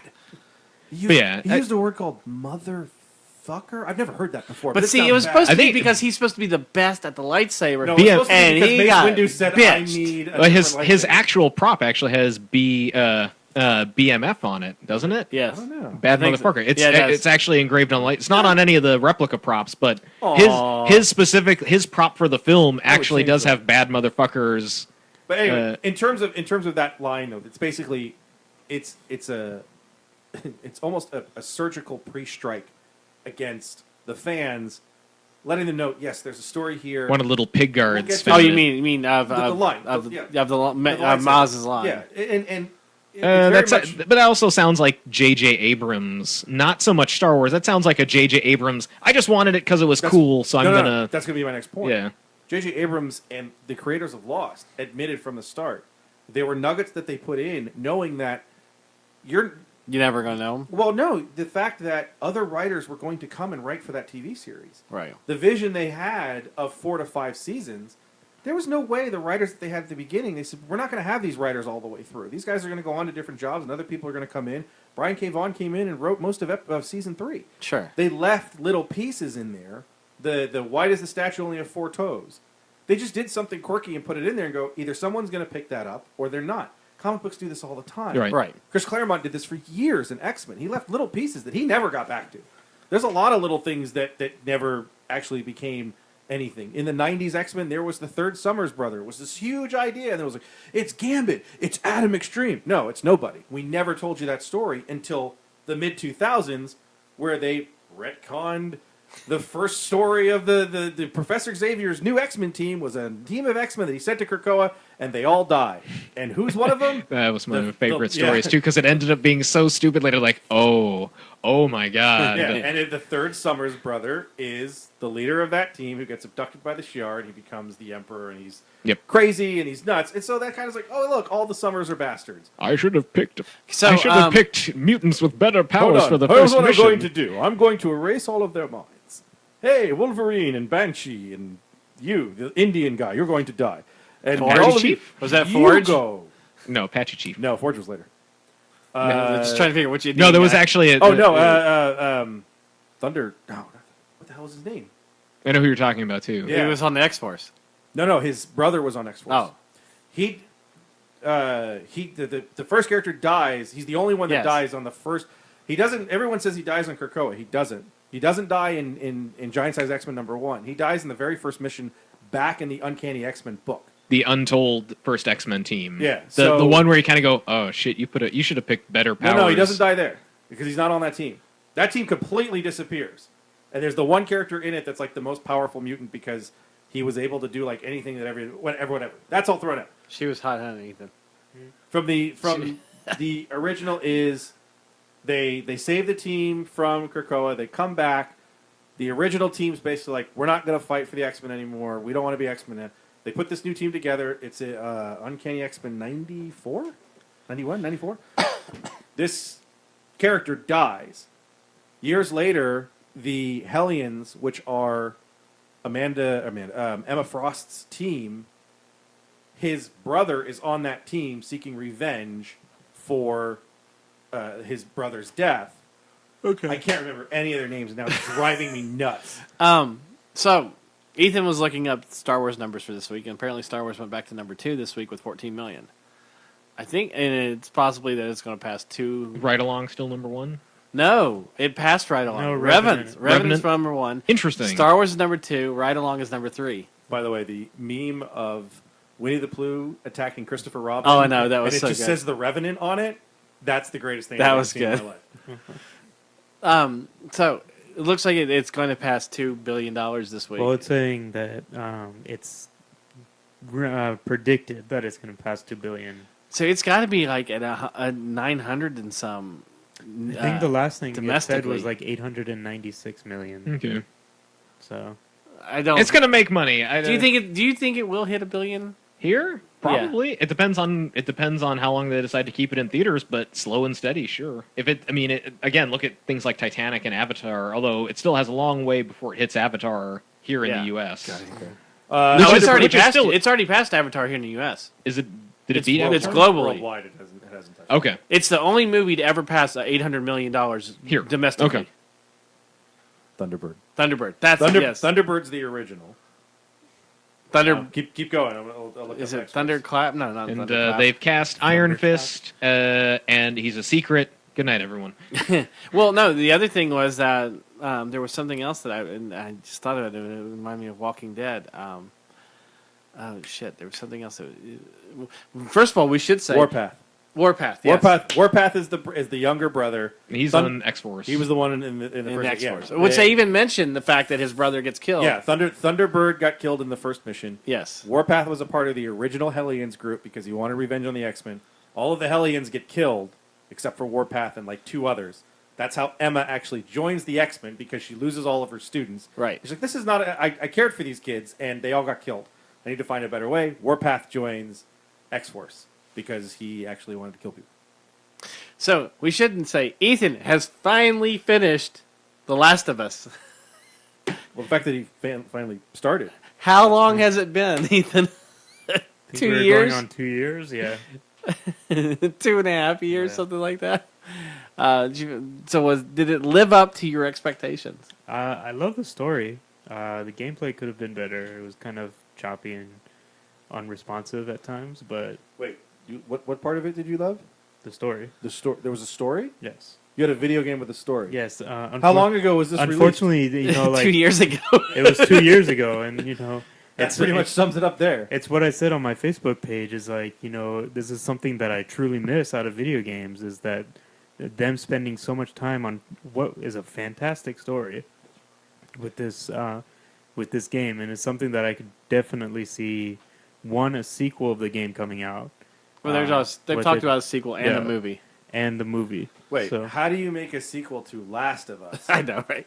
Because that's the It's last the of them. Last of Us. They do Well, a I movie, mean, it'll to- end up being terrible anyways. I mean, the way that to be honest with you, the way that the cutscenes were done in this movie, you can just piece it all together, and there's your movie right Yeah. there. It's a 4-hour-long movie, but yeah, I mean, it's, Sorry, are you excited? We got what, 2 weeks, 2.5, 3 weeks before Walking Dead? Yeah. Did you see that? What's her name that plays Maggie said that she almost left the show. Mhm. Okay. Like, Tired of speaking in English or in you American. know what the funny thing is about that show is I was watching last night. I was on whatever 13 is. My My Network? 13, yeah. And it was season 2 when Beth was trying to commit suicide, and you have the whole conversation between, oh god, I just lost her names. Rick's wife and Lori, and I know, and what's her name that Maggie. no, Andrea. Andrea. Andrea. You have the whole conversation between between Lori and Andrea in the kitchen when they're talking about how they shouldn't be involved and all this stuff. And I'm like, there's no way that the Rick that we have in the current season could ever be with the Lori that was there. Mm. She was weak. She could not defend herself. Well, that's why he doesn't care when she dies. Yeah, she's everything that he's against in Dad, I Alexandria. shot Mom. Good job, kid. Let's go. But yeah, I was like, it's crazy how much that show's changed. Well, no, and you look at his character and how it's progressed over the seasons. I mean, then yes, he can be with her, but it was after it was. I think that was like her death was a catalyst of him becoming who he is in this series now. Yeah. But I mean, for Lauren Cohan to say, you know, the scene where she had to cut the baby out of Lori is the reason why she was almost gone. I mean, she knew the kind of show she's going into. I mean, like, you don't. I understand it's like it's taxing, and some people take it as like really emotional. Is the same reason that We'll go do a movie Sophia about was about a doll that's a lab boy. There's the It's all reason why crazy. Nobody saw they it. killed off Sophia is because the actress just was starting to have nightmares about the show and zombies and didn't want to do No, the show anymore. she had nightmares about the second season, about how bad it was. That's- They kept her locked in a She wasn't in barn it. the whole season. Why not? Oh, I'd have nightmares too. But yeah, so I mean, it's like I understand, but I mean, she's an actress. She knows that what kind of show she was going on. She was a kid, but so you're no longer a fan of Lauren Cohen. I am. so She almost like But- jilted your favorite show. No, Just like screw you, Lauren. no.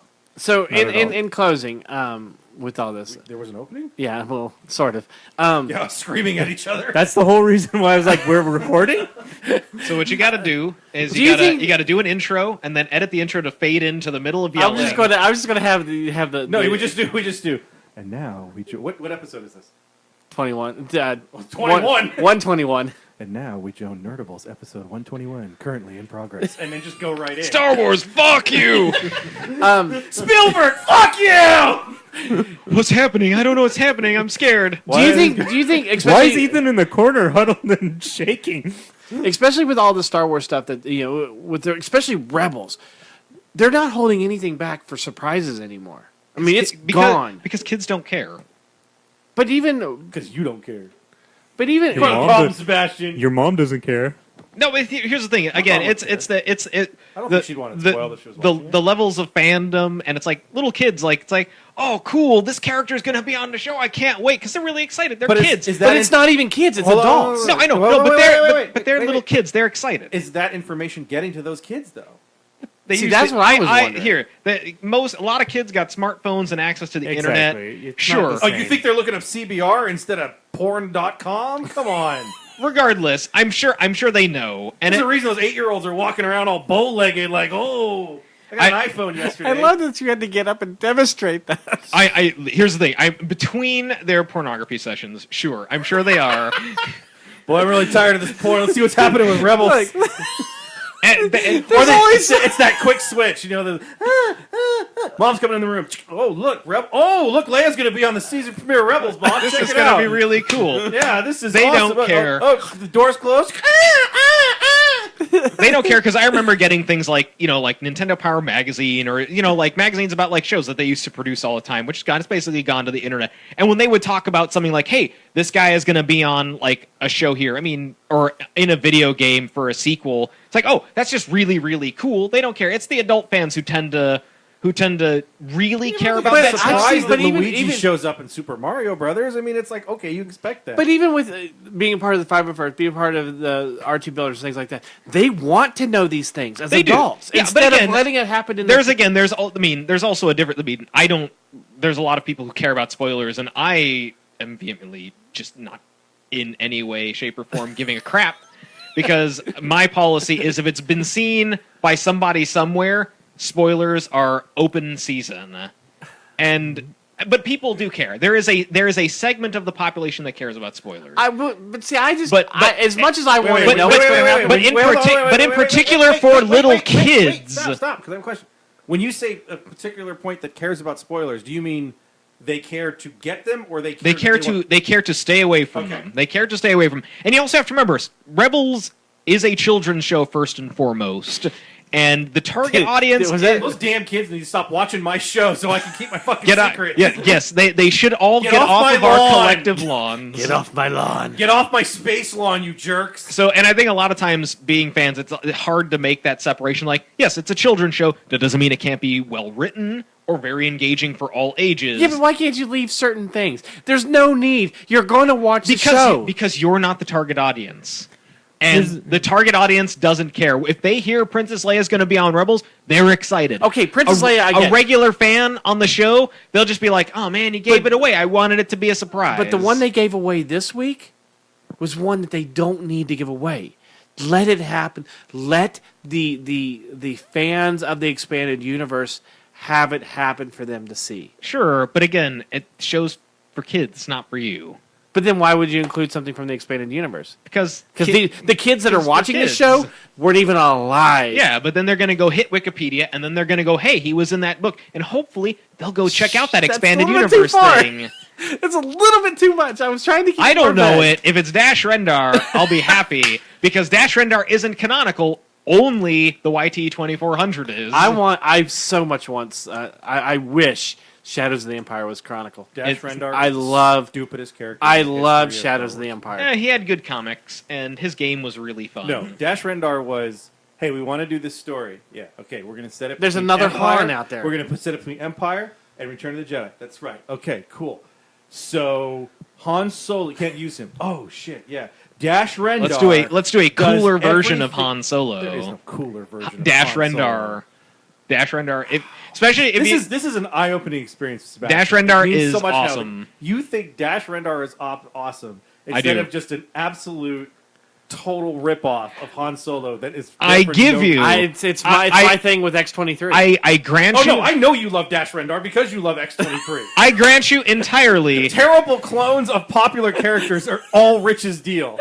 I grant you that he is a clone of Han Solo, but he's much cooler. I can't be on the show anymore.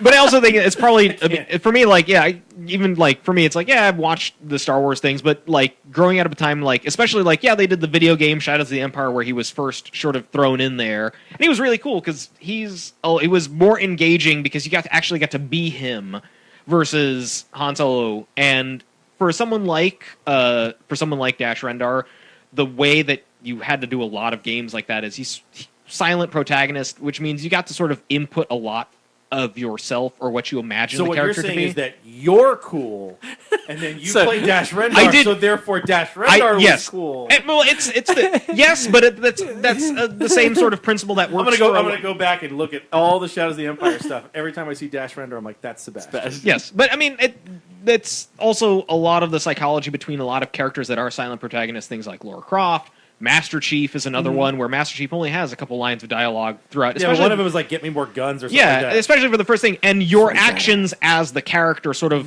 represent the You character think you're cool to you. because you can dual wield Real weapons submachine guns. and the way you play the character is sort of how you map a character All into I'm your telling head. you is, with this new character that they've announced it's coming, it's not far off before Mara Jade shows up. I'm telling you. Good, because she's another cool character, and I'm only saying that because you're making that sound. Oh no, I don't want her to show up. I love Mara Jade. Okay. I absolutely Love Mara Jade. No, is I do love fantastic. Mara Jade, and Her story is She's a so redhead. She's a Jedi. She's It's a story that bad shouldn't guy. is work. redhead a character trait? Yes. Oh, it's a major. because it's die. Ah, okay. Curtains don't No, match the she's a dress. really cool character. If they threw her into Rebels, I would just be like, oh, sweet. I think you leave that character out. Yeah, of you everything. would. You would. Just Because to She's the mess with seventh. Rich. She's the seventh sister. 90 She doesn't count anymore anyway. 90% of her story is post Jedi, so 90% of her story cannot be true. No. Her hand could still be true. Her Jabba's palace could still be true. In the Empire service could still be true. The duology that Timothy Zahn wrote, in which she's a part of it, sort of be true because it takes place as she's sort of leaving the Empire. It's very hard to do. Yeah. She's a character that She's I don't Rey's think will mom. ever come back. if you give even just to use the name, You would Yeah. hurt the character too much. because it's the ultimate universe in Marvel. They've already said The- they any of those characters they can take them and They- recreate yes, their they- universe. but that's yes. the thing is you That's can because they're level 4 or 5 of If of you tier. They're hold on. legend tier, Hold which on. is the lowest tier, which means they get to use them if they want to. and apparently they're using quite a bit. Which is why I'm kind of bummed out. Like they said, oh no, the YT-2400 ship, if you want to call it the Outrider, that's canonical. But because Dash Rendar's name was never said in the special edition, he still does not exist anymore. And if somebody wanted to do a comic book with him eventually, they could, because he's They've considered said that they can take low those tier. characters, but they will not take most of their story. You don't have to retcon. Well, hold they on, they hold can on. if they want to. You don't just have to tell them. retcon anything. No. Before at the Battle of Endor, you don't have to. Correct. Because it all, in a way, makes sense to Yeah. a certain degree. You can keep Mara Jade's story all the way up to the Battle of Endor and the Emperor dying. But it would have to change, and then that you would after hurt that, the it has to character. change. Yes, You to can't me, have you her destroy that be character. Luke Skywalker's Dash wife Rendar- anymore. Dash Rendar Well, as a you character- could, hold on, but you have to hold on. retell that. That's what I'm saying. Yeah, but then It's you would the ruin ultimate it because that's the thing is Mara Jade is such a cool and important character, especially in that post Jedi stuff. To use her and then not use her to the extent that they did with her and Luke Skywalker's relationship is very important, and to fundamentally alter it, then just make a new character. Yeah, there are themes that you can throw in and you can use that are winks to the audience of expanded universe type stuff, even post Jedi people. If you threw in Talon Karrde as the smuggler in Episode 8, you could see it and for the most be like, okay, that's kind of because outside of his role in those 3 books, and he shows up in 2 other books, he has nothing to do with the post Jedi universe, and he has You're nothing. talking about Dash Rendar. No, Talon Karrde. Oh yes. Yeah, you could oh do- yes. you Oh could yeah. do it. If you You were can to do an name- old if you were version to of name him. a character in Episode 8, Yes. Talon Karrde, people would go, "Oh, okay, they're using the name. It's an allegory to what." If you use Mara Jade, who has hundreds and hundreds and hundreds and hundreds of pages of story, Who's also the Who is number connected. one fan Yeah, who is fan connected. choice as best character. Yes. leave her alone. Alone. Yeah. Just I leave don't her see. alone. I know it's going to start another argument, but I don't see how you can take something that is so beloved as such a beloved character. I get her stories mean so But much to people. What you're beloved as a character doesn't exist anymore. I know, but that's why you now have the opportunity to take that character and retell her stories. All right. Are you ever going to love her retold story better than you already have? Depends on the story. No, it doesn't. I'm telling you, you wouldn't, because it can't be the same story. I'd love. She's never going never to be Luke Skywalker's wife When anymore. the way she is the antagonist to Luke Skywalker in the Thrawn trilogy, and that whole dynamic between the two of them, I love, and I know will never be able to be told Did on you read the screen. Legacy book series? No, I know. I should have. I know. I'm I know. I'm their telling you story. right now. If you were to read it, before, I know that. I know Hold the on, story no. from it though. You didn't. Did you read Wikipedia that? it. No. Hold on. Let me make my point. Just Fake Go ahead. Make your point. if you read it before the change, before we're dumping Conical or whatever, if you had read it and you read her death, Right. you would feel completely differently. Yeah, I know that her story. Yes, I know her I know. story was completely told from that. No, I'm telling you, the impact of what that story had, Yes. and what it did to you as a fan, if you would have read it and had that emotional impact, and I knew what happened before it happened because I read it in something else because Right. I was months behind. That moment is still incredibly emotionally impactful to me. I can tell he's There got is the no, crying out. no, there is no story, none that they can tell with Mara Jade that will replace what's already there. And to even do so, I don't care what else they do everywhere else. That to me is offensive. And So that you is- found that the is- one thing that's untouchable. To me, that's untouchable. I don't think Disney feels anything is untouchable. So you can tell you feel that you can tell any other character. Thrawn, you can tell the If you use Yuzhan Thrawn, Vaughn, you can yeah. tell anything. You But can- the one you character can that you change should those. leave that they should Yes. leave alone Yes. is Mara Jade. Because she's way too popular for what it is. For how popular she is based on her specific story. And it is so intertwined with everything that happened from Jedi to the end of the Legacy book series. It just you're throwing away everything that makes those characters. It would be like saying now that, oh wait, you know what, Ahsoka's story? We're going to throw that all out and we're going to retell Ahsoka's story. It's never going to be as good. 'Cause I it's not- agree with there's you and I disagree with there's you. no organics to it. I agree with you on the impact that she made to the fans and to the expanded universe and how it should not be tarnished.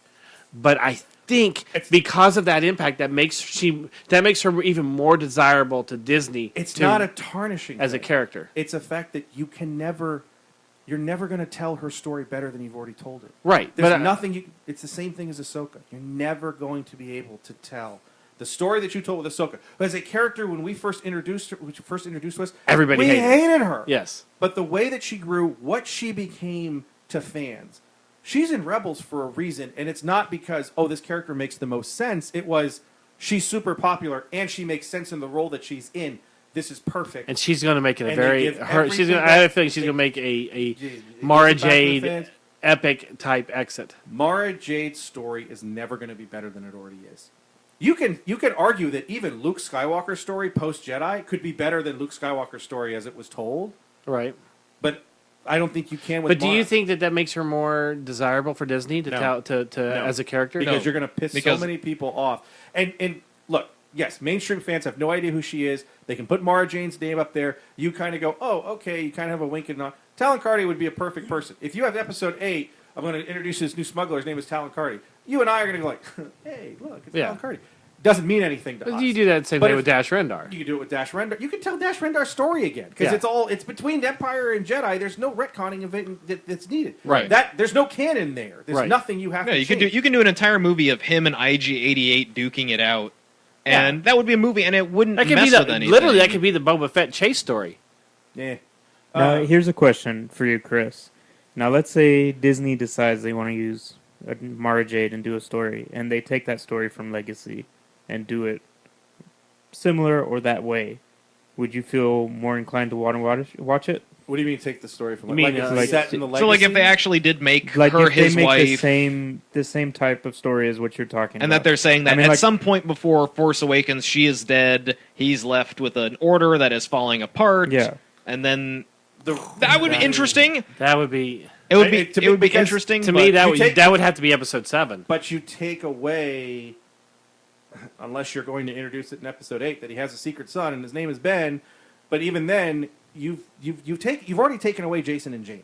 Yes, Jason and Jaina don't exist. which are very very popular characters. Anakin as a child, the third solo child, Anakin Solo doesn't exist. But Jaina and Jason All that were is more all thrown popular out. than Anakin. No, I'm just saying. Right. All of the stuff that connects them are all gone. Yes.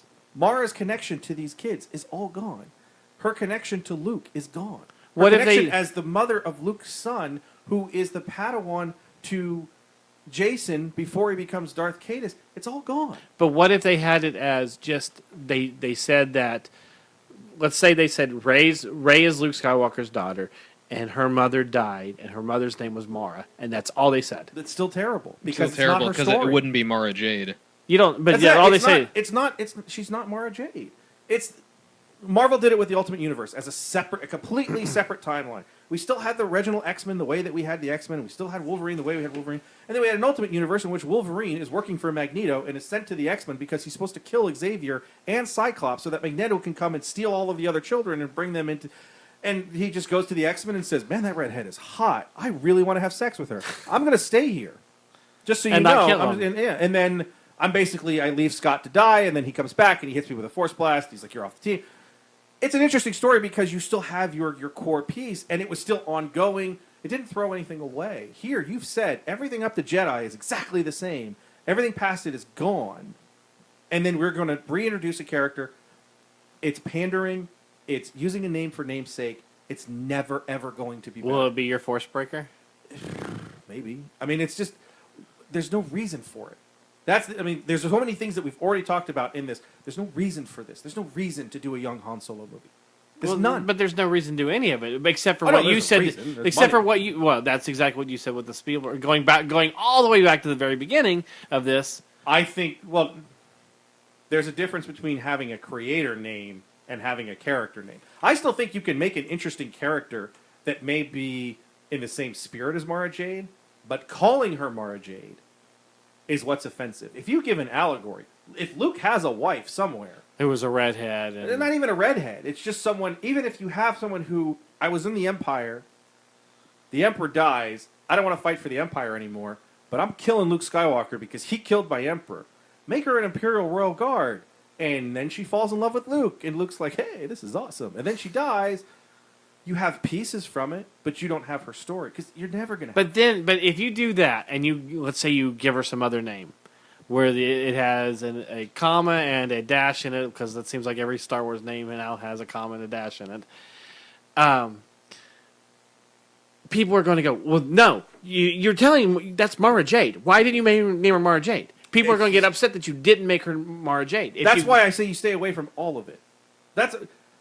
Why did when I first argued that Kylo and Rey were Luke's kids, and you were arguing the other side, my biggest reason was if you make both of them Han's kids, it's too close to what's already there. And So why do that? and as I said, that at least Kylo was. Now, Yeah, do you it's feel different. any different about it? What, which if we- they were both Han's kids? But no, we and we've actually never had this conversation since. No, then. just before. Remember, just before the movie came out, I said I'm open to the idea that they're cousins. right. That but, one and but, one. I picked the other way around. Right. I picked Kylo being Luke's but son now, and do you Rey feel being- differently seeing the movie that Feel differently Kylo than what? that about Kylo being Han's son? No, I think it should. I thought it still should have been Luke, but it does. Even Luke, with it the didn't- outcome, Well, no, that's the thing. Is if he's Luke's kid, it doesn't fit in the story. right? So that's the way they built the story. Because I think If he's Luke's kid, he has to kill Luke. he doesn't have to kill Luke. He just killed Luke's best friend. Yes, He still killed Luke's. but it's not Luke's as impactful brother as if you no, kill it isn't. It's also not as impactful because you find out he's his father an hour before. Very true. And that's the thing is the story that they told in terms of their relationship isn't told very well No, to me. It doesn't have anything until that scene because I think both of them are very good in that scene. yes, That you get that emotional impact. but we all saw why they had Yeah. to tell it earlier. No. No. Well, that was my Well, I argument. mean, that they didn't have to tell it. They earlier. didn't have to. The- We agreed that But they the didn't problem have is to, but they didn't have to. But there's nothing in the story that warrants it except for to. because We he said the reason No. we Because the in the reason movie they he's did it like- is he's like, because "Ah, they you're tried feeling-" to use it as an emotional bond between Leia and Han when they reunite. Yes. but my argument is it's even more powerful if that bond isn't there. No, I agree. yeah, and that's what You don't know why Luke or why Han. why and Han Leia. and Leia, and it still works for all that conversation works if in the back of your mind you think that's their nephew, Right. instead of their son. It's more emotional to me because it's so hard on both of them because they can't say his name. Yada yada yada. We've had this conversation before, Yeah. and because of that, I don't look. He's Han's kid. Fine, I don't care. That's what they've established. That's fine. But it's also If the same they- situation. If halfway through Empire Strikes Back, if the Emperor goes, "Oh, your son is coming to look for you, by the way," and then you get to the moments like, "Luke, I am Yeah. your father," would you really care that much? No, Yeah, because you go back. You go it's- back to Well, no, Empire. if Obi-Wan says, No, no, if- Vader's your father. no, If- because no, if they the tried to mirror Emperor- this. If they the tried to mirror Emperor's the scene conversation exactly, with Vader in Empire, because that conversation makes no sense. because he says the son of Both Skywalker. of them know who Vader is. Yes. Both of them know that Vader's Anakin Skywalker. So, Well, it's very- Vader even says Skywalker's on there. Yeah, but Yeah. again, but nobody knows that Darth Vader is Anakin Skywalker the, yet. the conversation you have to give that No, suspension. yes. you have If to the give- Emperor hold on, said you have your to son give- is you have to give a suspension of disbelief for that conversation because it's very ambiguous. right. That's the same thing. Snoke's conversation with Kylo could have had the very same ambiguity. And again, knowing all of the other rumors, knowing what's said in the beginning of the film with Max von Sydow's character, it becomes much more ambiguous, and it puts you as an audience member. You make your own assumption. Anyway, that's neither here nor there. Yeah. No, What I I'm saying- agree. here's the I thing. agree. Here's why I would say almost having him as Han's son is almost worse, is because he follows Jason's path to a very, linked. Yes. It's not right on, but But it's very Jason close. turns to the dark side, and if Rey is his cousin, or we find out it's his secret sister, that's Jaina. Yes. Jaina kills Jason. Yes. If that's then why did you change anything? Right. Like, what's the point? Then you might as well just throw out most of it, but use the legacy. And that was my exact point with the whole thing where you said, well, if you take Luke's wife or dead wife or whatever, and you make her former part of the Empire who goes after Luke and everything like that, but you change certain details or names so that it's not Mara, then what's the point? You might as well have just Exactly. gone ahead and made What's it the Mara. point? So that's why I don't think you would do that. I think they have to change it enough that at least it's not. There's no reason to throw away everybody's work in terms of canonical. You don't really throw away any artist's work, Right. but unless you really just throw it in the trash. But if you're going to throw it away in terms of a canonical story sense, then what's the point if you're just going to kind of tweak the story? Star Trek. As much as Sebastian hates the new Star Trek, part of the criticism of Into Darkness was they're just trying to tell you Wrath of Khan again. Right. Why? Why not just make a new movie? Right. Because the original Star Trek is not the original Star Trek. J.J. Abrams' Star Trek 1 is not Star Trek the Motion Picture. They're not even close. No. One is good and one of them's boring as fuck. But in Star I'm Trek curious 2, to think which one you think is boring as fuck, and which one you think is good, which one you think is good. Well, and I'm pointing I'm not from gonna Chris get to into- Sebastian I'm not gonna get because into I this can guarantee conversation you with right now, the one that you think Oh, is no, really we've good already is the decided one that it. he thinks is boring as fuck, and the one that he thinks is really good is one you think is boring as fuck. yeah, we know that. We We've both had know this that. conversation before. We know Which that. I think is fascinating. And when we get closer to the new Star Trek movie, we're going to do that. We're going to have a whole Yeah, Star except Trek. that Sebastian won't see it. I'm not gonna go see it because I don't need to. I don't need the future Why- heart problems. Has J.J. Abrams become your new Stephen Moffat? And No, I just don't give a shit about him. I don't concern my You know, that voice was a little high for someone you don't give a shit about.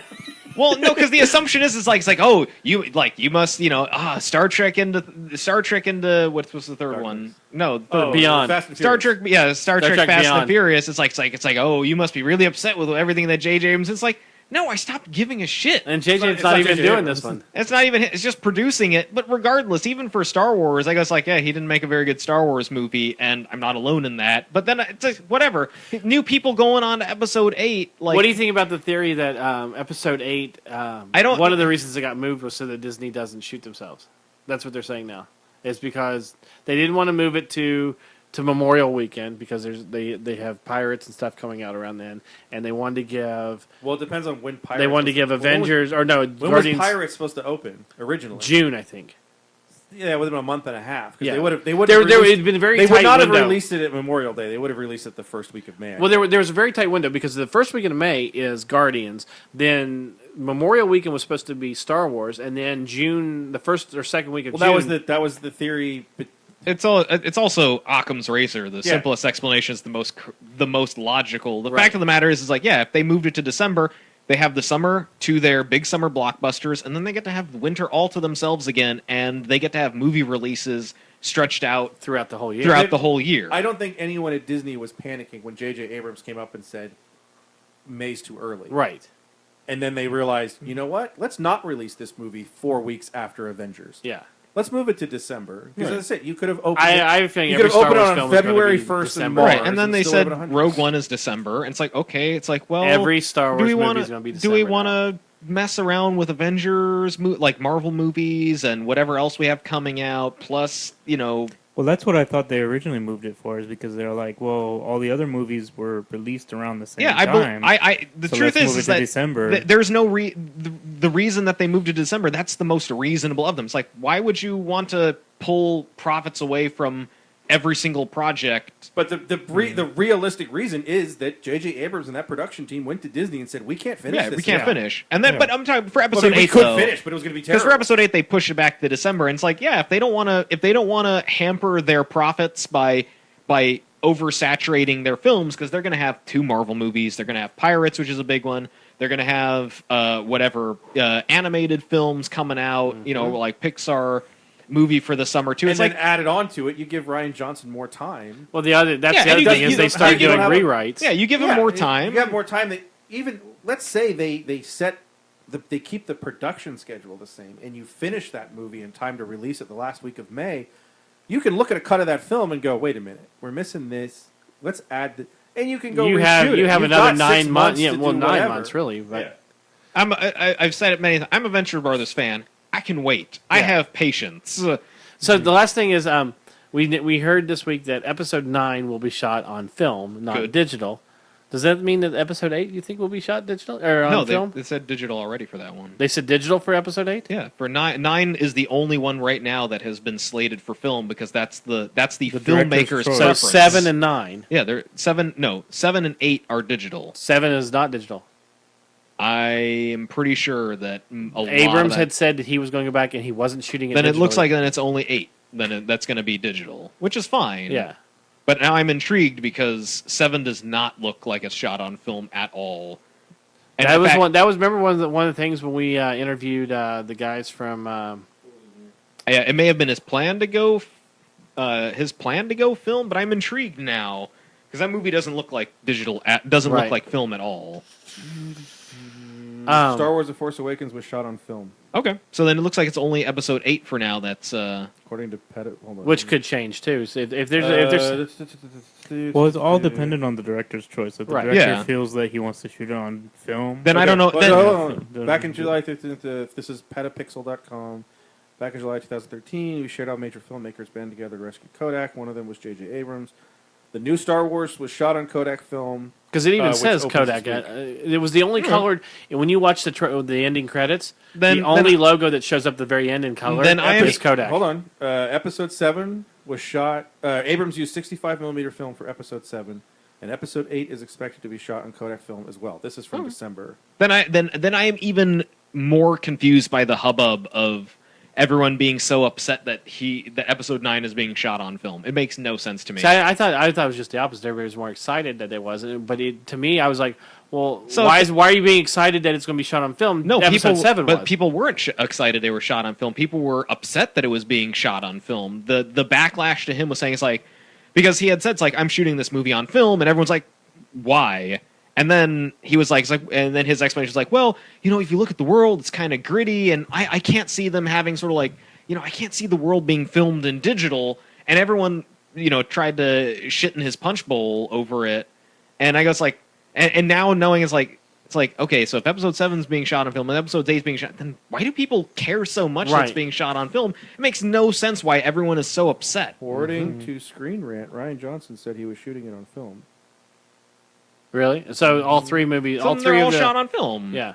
Then people Yeah. being upset makes no sense to me. Ryan Johnson recently revealed this. Now it seems director Ryan Johnson will continue this approach. The whole article is about being shot on film. Now it seems director Ryan Johnson will continue this approach when he helms Star Wars Episode 8 and eventually Episode 9, which of course he's not shooting. Trevor is. So he may have wanted to go digital for episode 8 and then was like, okay, I'll do it on film. Yeah, but he's shooting it on 35. There's two tweets on here. This is back in June last year. Ryan Johnson with rumors about PTA using 65. PTA? I don't know what that is. Rogue One being shot with the old Panavision 70. Are you considering this also for Star Wars? So even Rogue One is Right. being shot on film. That's what they're saying. Wow. Ryan Johnson's official tweet back says, I really wanted to, but some specific logistical reasons, we're sticking with 35. With 35mm film becoming more and more obsolete in the digital age, movie that uses it to benefit from its boutique, nostalgic visual quality, thus gaining a subtle distinction. Man, So and it I feel looks even like- worse for the internet mob that attacked Colin Trevorrow for announcing that'd be shot on film, because I was just like, who cares? well, it's interesting that they're using 35mm instead of 65 for you know, episode 65 8. or 70. Yeah. Yeah, episodes 7, 8, and 9 will all use film. Star Wars Rogue One is being shot with the new Ari Alexa 65, a large format digital camera. Okay, so it's Okay, so digital. that's Considering digital Rogue too. One will serve as a standalone in Star Wars universe, can lend the film its own unique look and help set it Right. apart from the central franchise. Yeah, because they were on top of Colin Trevorrow. It's like, you're just trying to make the film industry harder with editing and special effects. How dare you go on film? It's like, now I'm just so baffled at that, because like, it means But nothing it to doesn't. make. It doesn't make it harder because he can just take that roll of film, run And it through, digitize it. yeah, and just digitize it. Well, that's what will happen once he films Of the course. movie. That all that footage will be digitized. Yeah, But yeah, it's just the fact that you're Because when they're you're gonna have filming- to- when you're- It gives the film the look of the picture, the project looks a little bit different than it does with Right, digital. well, and they're but- gonna, especially with all the CG they're doing in the movies, they're going to have to digitize it anyway. Right. So, regardless if they're shooting on film or Yeah, digital, so now it's I'm even- gonna be because- digital anyway. Yeah, so this is what is this from? This is from this week, January 30th. It's actually today. Sundance, Christopher Colin Trevorrow, director. Trevorrow said that Star Wars Episode 9 will be shot on film, not with digital cameras. This is following with the rest of the new trilogy of films. J.J. Abrams shot Force Awakens on 35mm film stock, with some sequences like the Jakku chase utilizing 65mm for greater scope. so Force Awakens was all 35. put, then. yeah, it was all put through a digital post-production workflow and retroactively upgraded to 3D for theaters, but it was shot on film. Reports are that Ryan Johnson, Episode 8, is also going to shoot on 35 with select 65mm scenes, after the director originally tried to shoot the whole movie on 65 stock. That would put the I can't say his name. Trevorrow. Trevorrow? Yeah. Trevorrow. Trilogy capper as the hybrid 35, 65mm shoot if all goes according to plan. Now, the interesting thing is, what if, since all three of them are going to do it, what if this is Disney's choice and Disney said, hey, you know what, you're going to have to shoot it on film because we want it to be in that style. Well, I think that's JJ entirely said, I'm possible. going to do it on film. That's entirely and possible. now Disney's saying, no, everybody's Well, gonna because do it. Colin Trevorrow, he actually gave his explanation as to why he chose film. Because he's like, I think the look of the universe doesn't look like digital. I think, like, he gave some weird, like, hippy-dippy, like, it's like, oh, just the look of the universe, and I can't imagine being clean and digital. They want to granted- film. So this is his quote from the news of Star Wars continuing to shoot on film is interesting, especially Trevorrow's joke about why he wants to use stock. There's something in my brain that says, well, they didn't have video cameras then. It's a period film. It happened a long time ago. Right. Trevorrow But- shot Jurassic World on a combination of film, digital, and IMAX cameras. Then the whole film was loaded to a computer where the movie was constructed. Uh-huh. Then the film was passed off for color correction. Every frame was digitally altered. Interesting. Yeah, I knew that about Jurassic World. So yeah, then the backlash for Colin Trevorrow doing it in digital I mean, unless they took his one comment and are just like, rabble-rousing. As Guardians of the Galaxy Volume 2 director James Gunn said on his Facebook page when it was announced his movie would be shooting in a jaw-dropping 8K resolution digital format. That's gonna be so sweet. I believe when shooting on a format like the Red Weapon 8K or the Alexa 65, the amount of data is so massive, certainly more so than on a strip of film, that gives you more freedom in production and post-production to create exactly the film you want to create than actual film does. Such high resolution gives me the ability to control every single bit of data. To do so would take a long time, but at least that knowledge comforts me. Well, But at least with something like Guardians, we saw with the first Guardians how different it was. It lends itself to that type of format. well, Star Wars. not so much lending, but his explanation for using 8K, which is one of the reasons why, like, it's one of the first films to do 8K too. I think. yeah, but it's interesting because something like shooting in 4K even for just small home uses is that with 8K gives him enough, like, theaters don't project in 8K. Right. But if he shoots a sequence or even certain shots with 8K, he can then crop in to a point where he can stop at theater resolution and still have so much data to work with, which is what makes that's why a lot of times, even with 4K prevalent, like, you can shoot 4K on your iPhone, but what makes great is not so much that you can upload to YouTube in 4K, so that it gives you better looking 1080p when you scale it down. Exactly. Or you can crop the image and still have a lot of resolution to go down to 1080p. If you want to crop down... Well, even if you want to zoom it in, I mean, when you're Yeah. cropping, you can zoom it in, and even if you're going to 1080, you're not losing the resolution you would if you went from 1080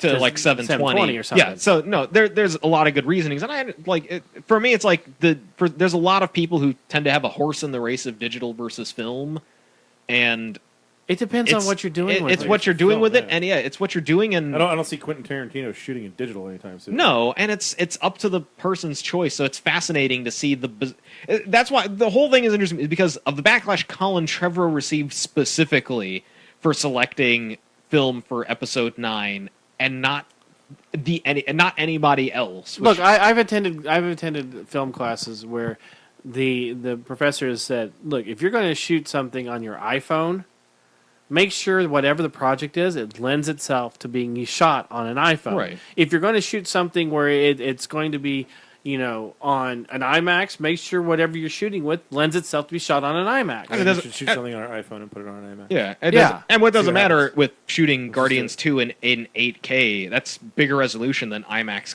than IMAX already Right. is. So he doesn't even have to. He's already cut the middleman out of IMAX. Exactly. For giving him cameras and film stock, he can just that's 8K, man. Yep.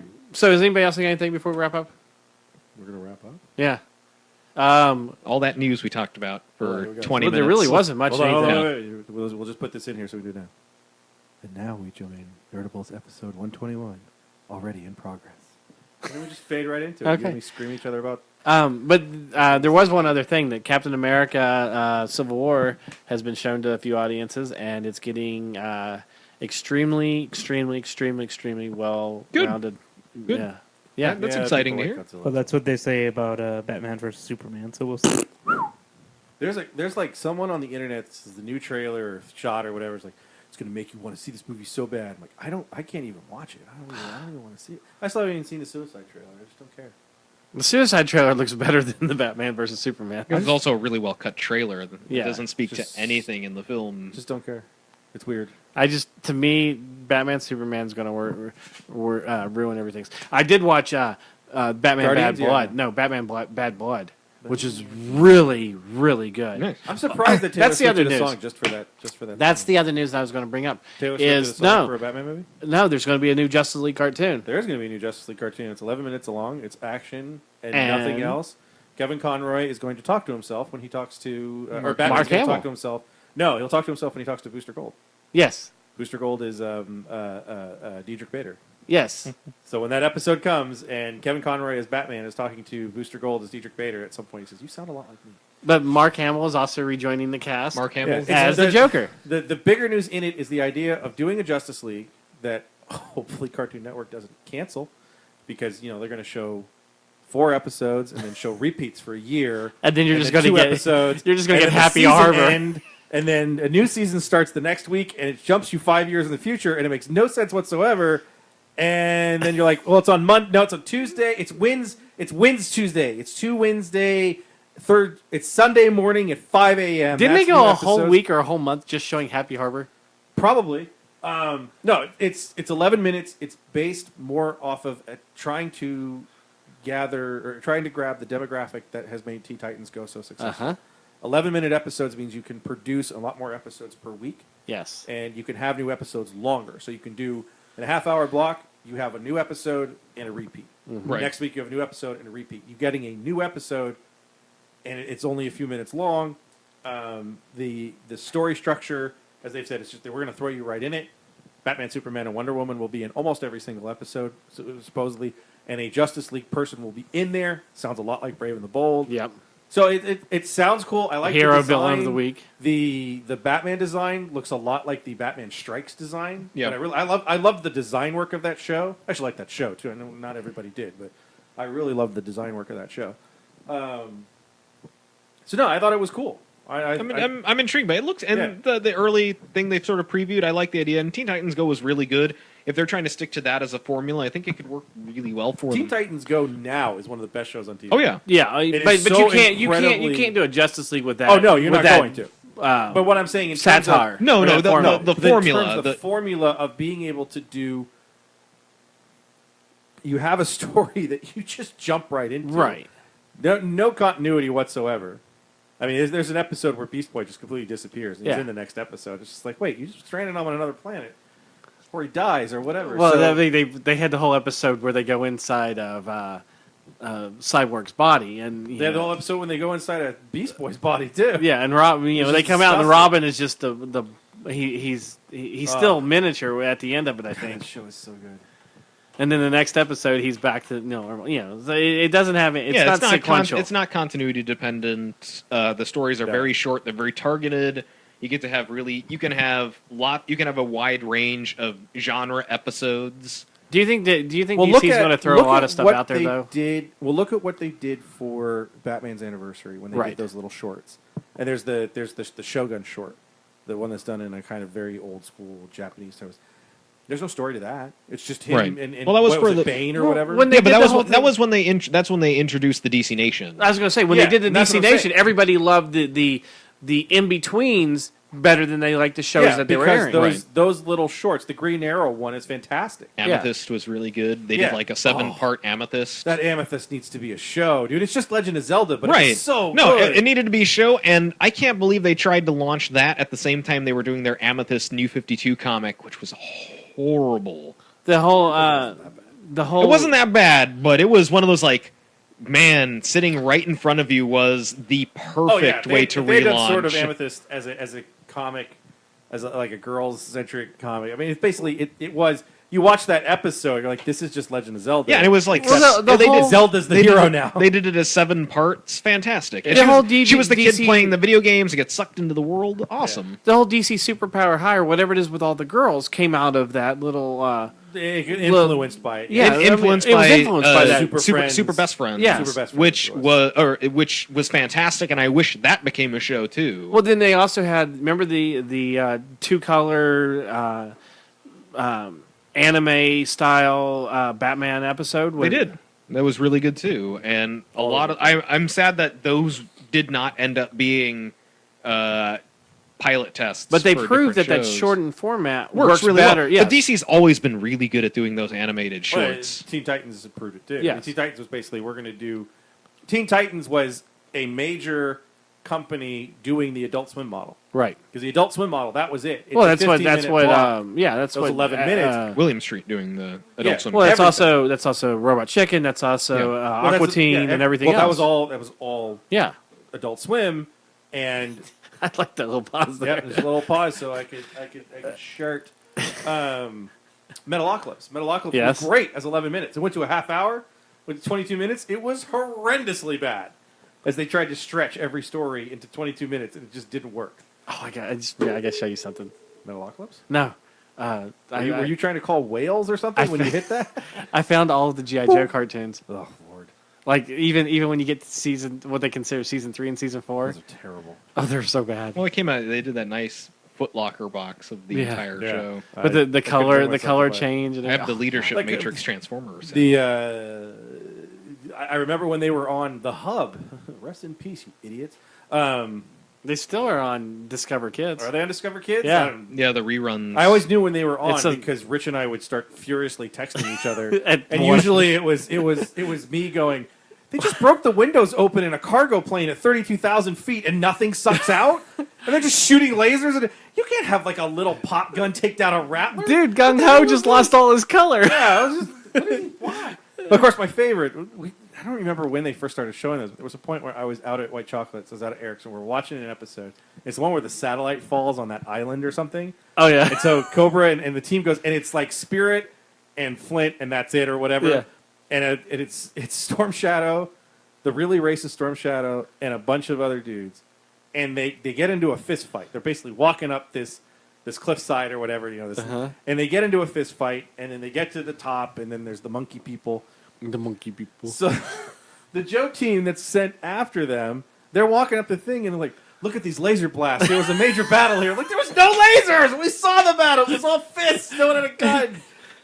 I got so sad at that show because I was like, it was like what, a couple years after Resolute, and they used the same character models. And I was like, oh my god, are they doing a Resolute style show? Oh, that was Retaliation. No, that was Renegades. Renegades was really good. I enjoyed Renegades. I a lot. liked Renegades. I just miss so much of that. Like, No, the original. because while I enjoyed Renegades, they pulled me in with Resolute style of almost the same character designs. Well, and I just okay, so Resolute, the story of Resolute, and So it's good. the funniest, Joaquin DeSantos and the Warren Ellis most- together. the most telling thing when I got a chance to talk to Andy Schmidt years after he had left and gone to work to Hasbro and then left Hasbro, and was, among other things he wasn't supposed to tell me, but one of the things he mentioned was that Resolute was the first thing they had done with G.I. Joe since the point of the original American Hero line completely leaving. Sergeant Savage didn't work, G.I. Joe Extreme didn't work. Sergeant Savage, they only did one episode. Venom versus Valor didn't work. Spy Right. Troops didn't work. The Sigma only thing, 6 didn't work. only thing that connected with fans was Resolute, and Hasbro was so scared of it that they just threw it away. Mm-hmm. They just tossed it because like, we don't know what to do with this. What do we do? How do we do a PG-13, hard PG-13 cartoon and design? No. Wait, you're wanting to use blood? You want them to use guns? I know. Well, the thing that killed it, They actually shoot people. as much as anything else, apparently, and this has been kind of in and out. There was an interview that a podcast did with Larry Hama, and they asked him about Resolute, and he said that Resolute wasn't G.I. Joe. which fascinates me because To me, it it's more feels G.I. like it feels like his GI Joe. It feels like his comic. Yeah, Yeah, I was To going me, to say, it feels like to, the to a comic. certain degree. It does have a harder edge. To It does. but in a modern age, that's what you need. Right. I don't know I what- think you need. So, what the kind of urban myth, and I've never seen it confirmed, is that was a big part of Hasbro being turned off, and the reason that it gets that sort of They even urban showed it myth- on Adult Swim too, didn't they? Yeah, they Yes. showed it in parts. on Yeah, the web, that's where it and then first they- It was like a 12-part Well, no, it was series it was on. it was a web series, and then the Yes, that's final right. episode they showed all the episodes in the final episode on Cartoon Network, and then the final episode was released on the web as well. Right. But the reason that rumor has so much credence is because the original script for G.I. Joe: Rise of Cobra was a very hard PG-13 espionage international action film. They showed the script to Larry Hama, and he says there's nothing in this that makes this G.I. Joe. There's nothing in it that makes it G.I. Joe. You just put the characters' names into an action movie. Opposed to into the like a second military one. action and nothing, and they scrapped it and restarted with them being all but a superhero force because Right, with it the wasn't robot G.I. Joe suits enough. and With robot suits Weird. and a super base. it's so weird because I love Warren Ellis' story where they were like, "Hey, do you want to do GI Joe?" And I think he was saying like he first turned it on. He's like, "I don't know what GI Joe is. You can't leave this to me. I'll screw it up." And then someone is like, "You got offered Action Man?" And he's like, "What?" It's like that's what we Action Force, yeah. Action Force, and he's like, "Wait, GI Joe is Action Force? Yeah. I can do this." And it was weird because they reprinted a lot of those Action Force comics here in the States in the 80s because G.I. Joe was the top comic at Marvel. And the sensibilities of those comics are much, much different. Yeah. They're very different at the time. They were such a different sort of sensibility to what they were writing and the way that they treated Action Force. And they treated them as a British team. And they were much more extreme in what they did with Cobra. Well, that was the other thing. G.I. Joe Extreme. G.I. Joe Extreme. Well, the Even Reloaded that Chuck Dixon wrote, Yeah. which had probably the most realistic premise that G.I. Joe had for the The Chuck longest Dixon time. one was really good. The Chuck Dixon one was basically Cobra was really, really nasty. I mean, Yeah. they take over Hawaii. But and I they forgot nuke somebody. they showed the one of the commercials on the GI Joe forum or the Facebook page from when the drug enforcement. I forgot about that. That Cobra was pushing drugs out onto yeah, the streets. Headhunter. Yeah, The only reason I was I loved the design of Yeah. those two characters. The Headhunter and his henchman or whatever were fantastic. but it was And the driven whole like crazy-ass commercial, design. everything. I was like, holy shit! Well, the eco-terrorism, Yeah. eco-force. If you get to the last third of Larry Hama's run, it's unreadable. Yeah. It is so bad. And then you get Transformers, a part of canon for it. So, yeah. They exist in the same universe, the Hasbroverse. Yeah. They've still talked Well, about they did a G.I. the Joe movies doing that. Transformers mini-series. And it was, it's kind of fun and interesting. But it didn't have any continuity in terms of No, yeah, it was books. a, But then, it was like a 4-part miniseries. It was It a was all 4-part out miniseries, of, out of but- continuity. in the 120s or so, Larry Hama puts the Transformers in the G.I. Joe comic book. Uh-huh. And they said the sales just disappeared from there. And yes, there is the There's the infamous. rumor, the idea that Hasbro is now thinking of doing a shared universe between Micronauts, G.I. Joe, Mask, Transformers and Mask. I think they'll leave Transformers out of it. They because said it that there's a very, very, very strong possibility that a That is- Transformers. that'll It may either not the be. most It may not awesomely be. terrible thing in the world or the most terribly awesome thing in the I world. know. Because look, if you're going to throw away everything and start over, and you do a story in which the Transformers come to Earth, and Mask exists, and G.I. Joe exists, G.I. Joe could be created as a force that was supposed to kill the Transformers. Right. We have giant robots on this planet. You got to That's do just- something. And that's kind of these different types of incarnations of G.I. Joe versus Transformers. I actually just got the IDW series that, the Devil's Due series Yes. that Jay Lee did, which is set in World War II. That's basically what it is. G.I. Joe is just a special operations force in Europe in World War II, and Cobra is basically Hydra. Right. And they discover these transforming robots that have been here for millions of years, and they react. I'm sorry. Did you say You said transforming, not transformium. Transformium? That's the greatest thing. Unobtainium transformium. No, but yeah. I mean, it would. I don't know. I mean, could you imagine? Everybody has to have. Could I imagine it? Yes. Do I want it? No. Everybody has to have a just- cinematic I universe just go, now. Well, I don't even think they're going to do it as a cinematic universe. I think they'll just do it as a cartoon. No, they were talking about it. All right, so now that we've had the second call kind of interrupted, I think it's time to wrap this thing up at 2 hours and 12 Your minutes. hair is out of control. It is right this now. thing without the little. It's the very little loud. Condom there is really loud. Yes, that's why This is it cool, had- Mike. I kind of feel like if I take this off. like an 80s reporter. Yeah, totally. No, like the game show host, Oh, yeah, yeah. like Bob Barker. He used to have that thing. Like he used to hold it at like his Yeah, he crotch. could hold it. Richard Dawson. He'd hold it at his crotch, and it would go like above his nose, and you have that little thing on. I could do this. How you doing?